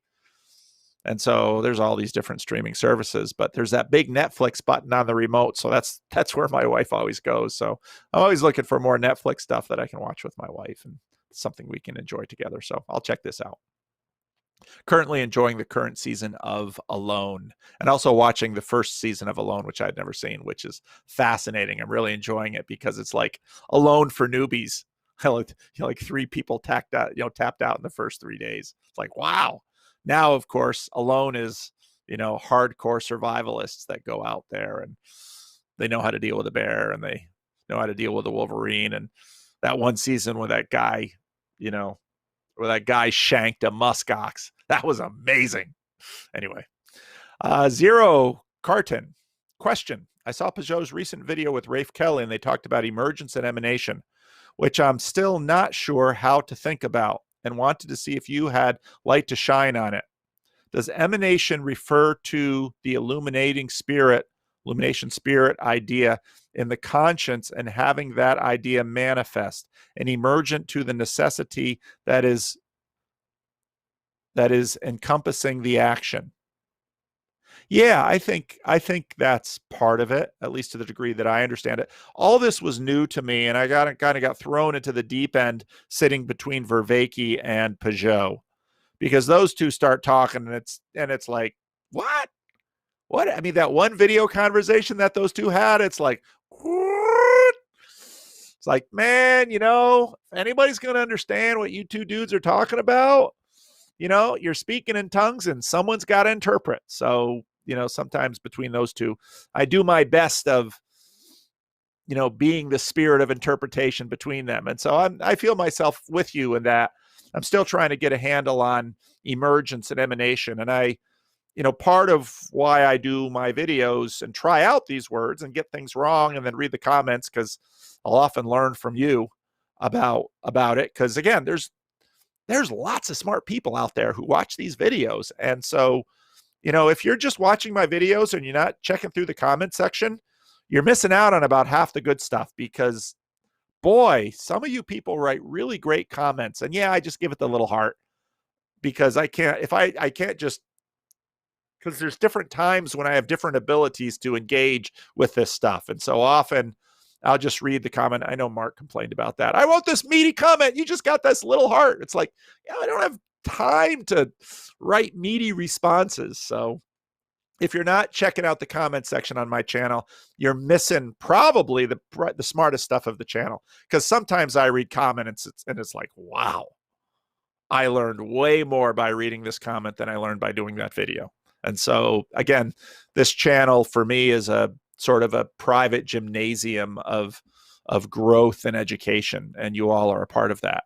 So a rule said to me, basically, emergence is the fudgiest, it's the most fudgy, cheating word that a bunch of these naturalists use. And he's got a real point. And just this morning, in fact, I was listening to the latest Peterson conversation with another cognitive science, another cog psych guy who I think was a grad student of his for a while. And Peterson used the word emergent. This is an emergent property. You might as well be saying, this is a property that is the product of a process that we don't understand or might be too complex for our particular understanding or tools to measure. And so you're just leaving yourself open to God of the emergent gaps here. But there it is. And again, God of the gaps is much more the gaps between the puzzle pieces sitting on the table. God number one.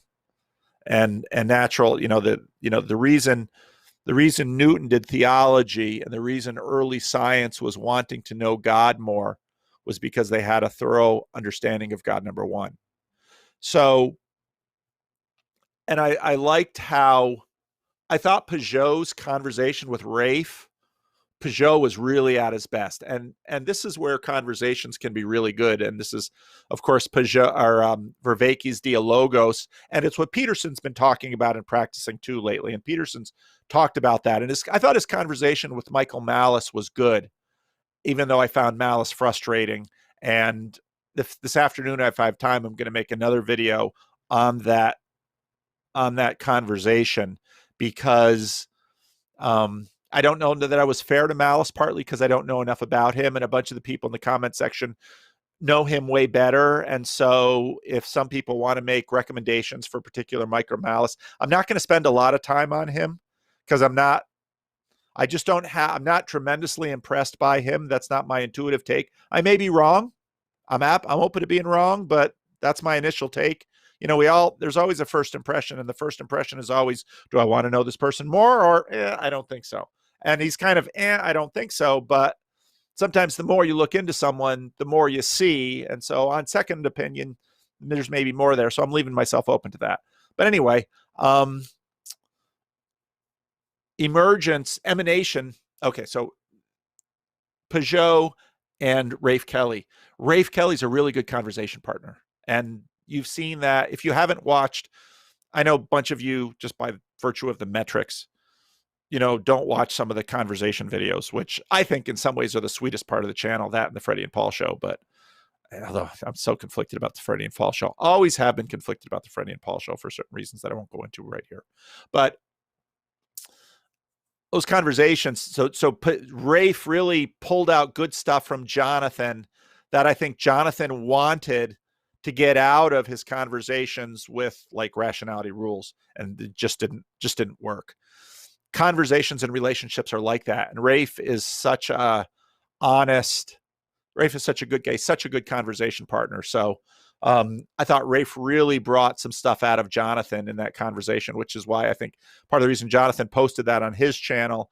And I think they'll have more conversations, and, maybe we'll have a 4-way conversation one of these days. It'll be like tag team wrestling. You have Vervaeke and Kelly in the non-theist corner, and Vanderklay and Peugeot in the theist corner. Bang! That'd be fun. So maybe someday that'll happen. But watch that conversation, because Peugeot is clearer in that conversation than he is often. Rafe really pushes him on some of these things. And Peugeot is able to talk about this, and especially emanation. And I talked about that in some of my videos this week, when an illustration of it is when Barry Weiss is clearly feeling the loss of the blue church and blue religion and wants to go back there. And there's no going back, Barry. I'm sorry. So what she's trying to do, and Peterson is too, they're trying to get a handle on the logos of what was good, or at least what they see was good, of the blue church. And they're looking for words, and they're trying things out. Is it identity? Is it? And so you put all of these things out there, and they're waiting for emanation. Now, what is that emanation? Is it God alone? No. They're waiting for logos. They're waiting for the word, because, and Peugeot talked about this nicely, like parkour. Everyone was doing this stuff. And then suddenly everything coalesces around parkour. And the reason I used blue church there is because there's all this stuff that we're looking at. And Peterson is talking about 1950 to 1995, and Jordan Hall's talking about that. And Jordan Hall, I guess, blue church is a derivation of Mencius Moldbug's The Cathedral. So, but that's how we are with logos. And that's how it is with, but once that logic happens and we have a word, then we continue to work on the word and refine it and distill it. And we're sort of like, I have one of my colleagues in Sacramento over the pandemic got interested in worm composting. And so, we're catching up with each other. It's like, he's into worms now. He says, you put that watermelon rind in with my worms, and those little guys go to town. And I used to enjoy taking that head of cabbage, and you've got this guinea pig, and you put this whole head of cabbage in a cage with 2 guinea pigs, and they're just like, wah, wah, wah, wah, wah, wah, wah, and you just, these little creatures ate that whole head of cabbage. They're going to poop for days. But, it's really cool. And that's what we do with words. We got the word, and then we're going to test the word, and we're going to refine the word. And we're either going to run the word up the hierarchy, or it's going to get, thrown out in another word. And I'm still there with respect to this ascendant morality. Is it progressive liberationism, or, that's of course my word. But anyway, so emanation is sort of from above, bang, now we see. Emergence is sort of from below. Oh, we feel it, but we can't say it. We can maybe do it, but we can't describe it. And so it's the question of the directionality of the process. So hope that helps. But yeah. So I just wanted to give a shout out to Plotinus. This language of emanation comes from what's called Neoplatonism, which to most people's surprise is something that small o Orthodox Judaism, Orthodox Christianity, and Orthodox Islam all agree on and were built up on. So if you want to understand emanation, I highly recommend looking into Neoplatonism. Okay, good. Yep. Plotinus, who of course is the big guy in Neoplatonism. So absolutely. Good. Thank you. See, we're smarter together. Grim Grizz. Could you elaborate a little bit on what that blue church is, just quickly? What did you say? I He couldn't asked hear you you. to elaborate on blue church. On blue church. Oh, blue church is Jordan Hall's term. If you type blue church Jordan Hall into YouTube, he did kind of a nice 20-minute video on talking about it. There's like 3 videos out there on the internet where he talks about it. He writes about it in a Medium article. Blue, and it's so the elements of, red and blue, the Democrats are blue, the Republicans are red. So it's Democratic very much on that side. It's a church in that it's a communal sense-making apparatus. And when Jordan Hall uses that, he's using it rightly, because in a lot of ways, that's what a church is. Part of what a church is. A church is a communal sense-making apparatus. And that's part of the reason why I'm not surprised that Rebel Wisdom is focusing on trying to maintain a community, because their questions are all about sense-making. So Blue Church I'll say it this way. One of the chief saints of the Blue Church is FDR. And there I just, triggered a whole bunch of you. And it's sort of that, it's the Democratic Party as it's been from the end of the Second World War up until probably 9/11. And it was typified in pre-counterculture mainline Christianity. Just what's happened to mainline Christianity itself is fascinating, because mainline Christianity typified Blue Church, and then in the 70s, 80s, 90s, especially now, mainline Christianity has been going woke. And so mainline Protestantism has sort of been a weather vane of the strength of the zeitgeist in American culture. Blue Church is what's good for GE is good for the nation. Blue Church is television, mass media. We all believe Walter Cronkite. Blue Church went to war in Vietnam, and that was part of its undoing. Blue Church is exemplified by Richard Nixon all the way around in some ways. And you might say, well, Nixon and Trump, yeah, but Nixon resigned. But so you can see the end of Blue Church and its undoing in Nixon, in Watergate, so Watergate was, breaking into the Democratic offices was very much not Blue Church. Blue Church is undeconstructed Captain America. Blue Church is Superman wearing red, white, and blue. The end of Blue Church is The Boys. So that's Blue Church. And when you listen to Barry Weiss and Jordan Peterson lamenting the fall of Blue Church, and when you look at Michael Malice calling Blue Church Babylon has fallen. That's what Michael Malice is doing. He's a prophet. I don't know that he's a worthy prophet of following. I'll leave that up to you to decide. But that's a prophetic aspect to him, where he says they're corrupt. Now, when he says they're only corruption, I think that's a little too low resolution. And I think that actually falls into the trap of cynicism. And although he says, he talks against cynicism. So that's Blue Church. But watch Jordan Hall on that. And I think in many ways, when Barry Weiss is talking about what she wants to get back to, Blue Church is New York Times before it went woke. That's a way to say it. Blue Church is Walter Mondale.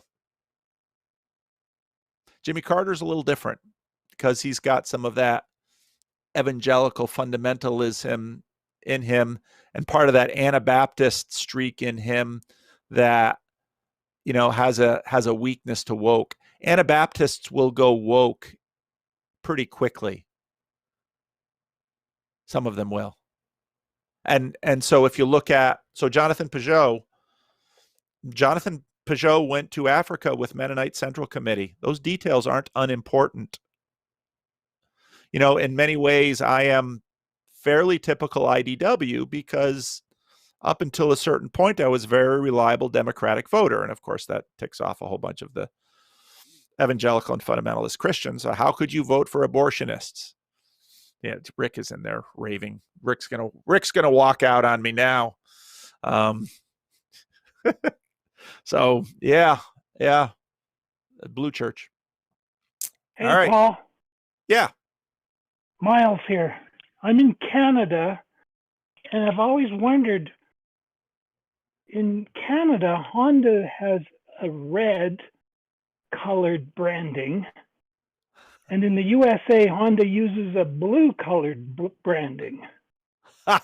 And yeah, and the strange thing about it, in Canada, red is associated with the Liberals, which would be the equivalent of your, more related to your Democrats. And blue is related to conservatives. So That's funny. It's sort of the opposite. So Honda, that's funny. I would theorize, must be wanting to appeal to the blue church in the USA, and ours equivalent would be the red church.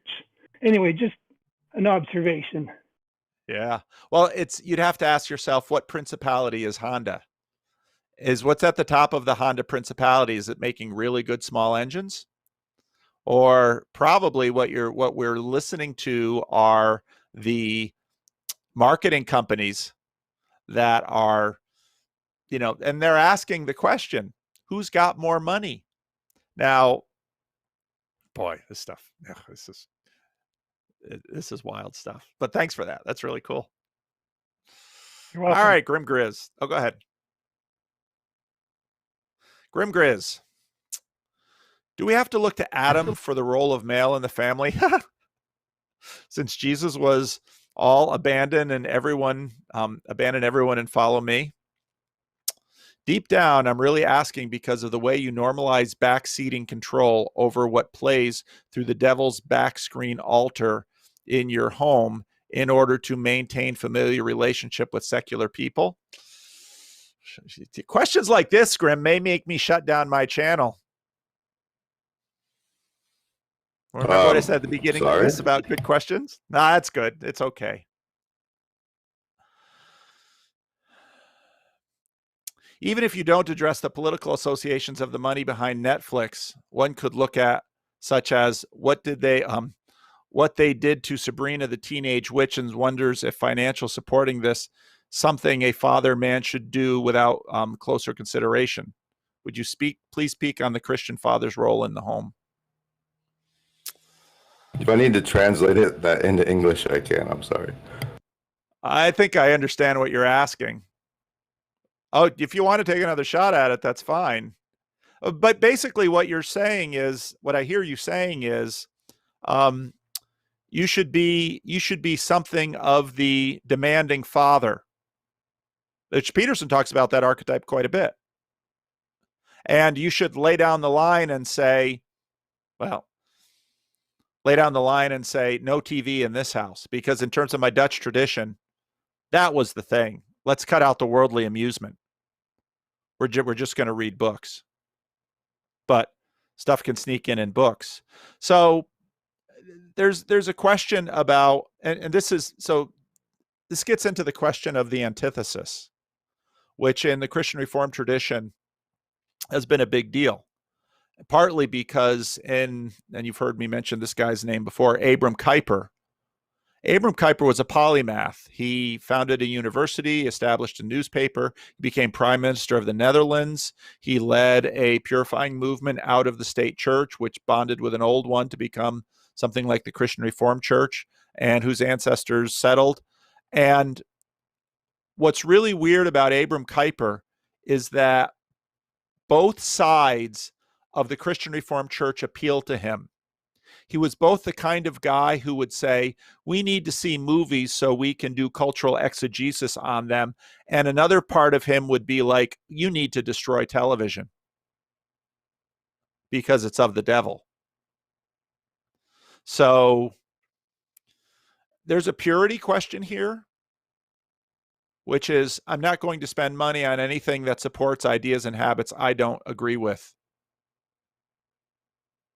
Then I should really I should really grow my own food, which would be a great thing. But then can I use American dollars to buy the farm I need to grow my own food?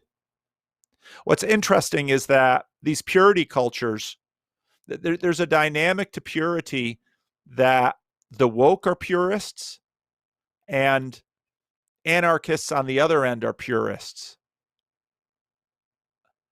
And so there's a when I talked about secularity in my video, secularity is sort of a bright cloud. It's bright because it's a product of Christianity. It's a cloud because it's not pure Christianity. And we sort of need that cloud or we're going to fry in the sun because we're not as pure as we can be. So, yeah, there's a lot of things in my life that you might look at and say a Christian minister shouldn't do. Some are going to look at me and say, how could you have ever voted for Democrats? Some are going to look at me and say, why did you ever vote? How could you ever vote for anybody but a Democrat? So I don't know, Grim. What do you think? What's going on with this question? I'd like to redirect. It's we're almost at Father's Day, and like back to the heart of the front of the question. It's like, do we look to what God told Adam to do, to like how to do your family life? Because Jesus doesn't really give you an example for family life. Yeah, that's a good question. And the question is actually a very Protestant question, because in some ways Protestants replace the monastery with the family. And that feeds into your question, because if you want to make the home a monastery, that has implications too. So your question is, where do we find examples for biblical fatherhood or godly fatherhood? Because, see, and I would argue you can find it in Jesus, even though he wasn't a biological father. And I would argue that because it was Jesus who pointed us to our Heavenly Father. You can find the beginnings of Jesus really turning up the volume on the family metaphor in terms of our relationship to God the Father in the book of Hosea, let's say, where, there's just this beautiful pathos of Ephraim, Ephraim, my son, my son. And, in the Hebrew prophets, Israel is both God's son and God's wife. Now, again, that's a little weird to think about, but that's the way metaphors work. So I would argue that you're not going to find your example with Jesus, but you will learn about fatherhood via our Father in heaven by Jesus being a son. Also, there's mapping of the master-disciple relationship and the father-son relationship. So, part of the Bible is a very strange book for us in that we all tend to like, in the Dutch Reformed tradition, exemplarish, which I don't know what Dutch word they butchered and made English, but exemplarish preaching was always sort of a bad word in this Dutch Reformed tradition I inherited. And the reason it is because my religious tradition understood that the Bible is not fundamentally a book of examples to mimic. There are almost no healthy families in the Bible. Was Abraham a good father? Oh my goodness. Was Isaac? No. Was Jacob? No. Was Joseph? Hard to tell, didn't see much. Was Samuel? No. Was Job? Ooh, that's a complex one. Was Saul? Saul seemed to raise a pretty good son, Jonathan. Was David a good father? No. Can we find a good father in the Bible? Jesus seems to leverage that we have an idea of what a good father is And then he goes on to imagine, to help us see him as son to his heavenly Father. Now we can pull in the new atheist and say, what kind of father would allow his son to be crucified? And that question is answered, is brought to us with a fervor from Islam. So if you're looking for an example, you're probably not going to find one in the Bible, but that doesn't mean the Bible doesn't teach on what a good father is. And my guess is, if you really want to look, one of the better places to look is probably the book of Proverbs, because the book of Proverbs seems to be a manual written by a father to sons about what it means to be a man. But, and this is where Christianity, the New Testament, modulates the Old Covenant in some peculiar ways. And so I would say, sort of, take the book of Proverbs and listen to Jesus about speaking between the lines about fatherhood. There's my best shot of an answer right now. Maybe someone in the, I don't consider myself a particularly good father. I see people who, Christians and non-Christians, I think have been far better fathers than I've been. And I don't, when I think about my own father, I don't think he would have said, in fact, I know he wouldn't have said he was a particularly good father, because I think towards the end of his life, or at least after we kids were out of the house, he had some real regrets about the way that he parented. And in a lot of ways, fatherhood is more caught than taught. And so I don't want to necessarily pass the buck, but I think some of my deficiencies in fatherhood were caught from my father. But if you ask me about my father, there are other ways in which he taught me a tremendous amount. And he didn't teach it directly, but he modeled it. And that's why whenever I get this fatherhood question from people about how they can be a good father, I always say, be the person you want your child to grow up into. Because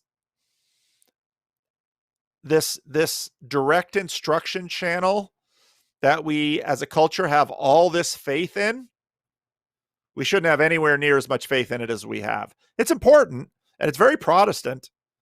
It's very preacherly, but especially for children, it in no way compares to the capacity of children to create a first draft from who they see their parents as being.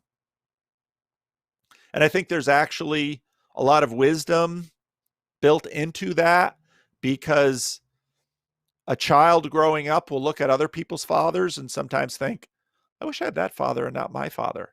And even though whatever you think of that line that a child may or may not use well, what that shows is a capacity in the child to discern something more than the child can know. And upon further reflection, the child might reconsider a take like that. But yeah. So in an exemplarish way, the Bible will not just sort of say, here's the ideal of fatherhood. You can find him in this book of the Bible and do like that person. The Bible doesn't teach a lot that way. If you're looking for that kind of thing, read the book of Proverbs and listen carefully to how Jesus talks. But no, Jesus, to the best of our knowledge, was never a biological father. And the little 3 years of ministry we have from him, it's amazing we get as much as we can from that little thin slice. So I don't know if that helps at all, Grim. That helps a lot. This is the internet. You're going to get a hard time. But let me say that you're clearly a good father in several of the very important ways, such as the type that you could call after a really bad night without being scared of what would happen to. So don't be too hard on yourself. The internet will take care of that for you. And thanks for all you do. Thanks, Grim. I appreciate it. And even though I don't hold myself up as an example of fatherhood, I'm certainly not as bad of a father as I could have been. And I am regularly filled with gratitude at what I see in my children. And I have to give their mother a tremendous amount of credit. My wife has been a tremendous mother to my children. And I think between the two of us, they got something. And my children, every single one of them, all 5 of them are, there are days, part of what's been good about this, the fact that my children aren't married yet, which hopefully in coming years they will remedy. The fact that my children aren't parents yet, hopefully after marriage in coming years they will remedy, is they're all amazing people, and that can be really glib. And part of me is I'm just a proud father, but they're really tremendous kids, and I've been blessed by them, and I love relating to them now as young adults. But I loved having kids too. Kids, if you're going to pass through this dispensation one way or another, if you get a chance to be a father or mother, take it. It's one of the great adventures of life. And if you get the chance to have definitely more than one, more than 2, I think 3 is a minimum. More than 3 is great too, but it gets really expensive and it gets really hard. Parenting is one of the great adventures of life. People are burning through their 20s too. Don't waste your 20s. So anyway, so here we are. I think we're out of time. Are we out of time, Rick? Rick says we're out of time. We're out of time. So thank you for your questions. I really like the back and forth this week. Again, part of why doing this on Discord, I think, is better than doing it on something like the way questions and answers are often done, is because, earlier the contributions from many of you via voice, I can't do by myself, and you can. And together we're way smarter than we are alone. So thanks for watching. Scheduling might be a little haphazard this summer. I'm going to try and figure out with Rick how to give better signals, maybe post however YouTube does it, so that, I noticed that Peugeot posts days before he does his Q&A, so that if you're subscribed to his channel, you can anticipate when it's going to be. And so scheduling might be a little haphazard this summer, just because, again, as I said at the beginning of this, that because I'm a pastor, because my wife is a school teacher, during the school year, we don't really get a weekend. I get to have an overnight. So I'm going to try and be taking some weekends. Some of them might be Friday, Saturday, so I'll have to reschedule this. And I'm also going to try and catch up on some vacation that I didn't take during COVID. So yeah, so scheduling will be haphazard, but if you're watching this on YouTube, there'll be an audio version of this there's almost always an audio version of my YouTube content, which is on my audio podcast, which is commercial free. If you like that sort of thing, there's a copy of this on Odyssey or Library. You can find a link to that below in the notes on most of the regular content that we have here. And there's no commercials in that. So that's the channel. And if you want to be involved at a deeper level in the conversation, join the Bridges of Meaning Discord. So thank you all for gathering. Rick, you can end transmission.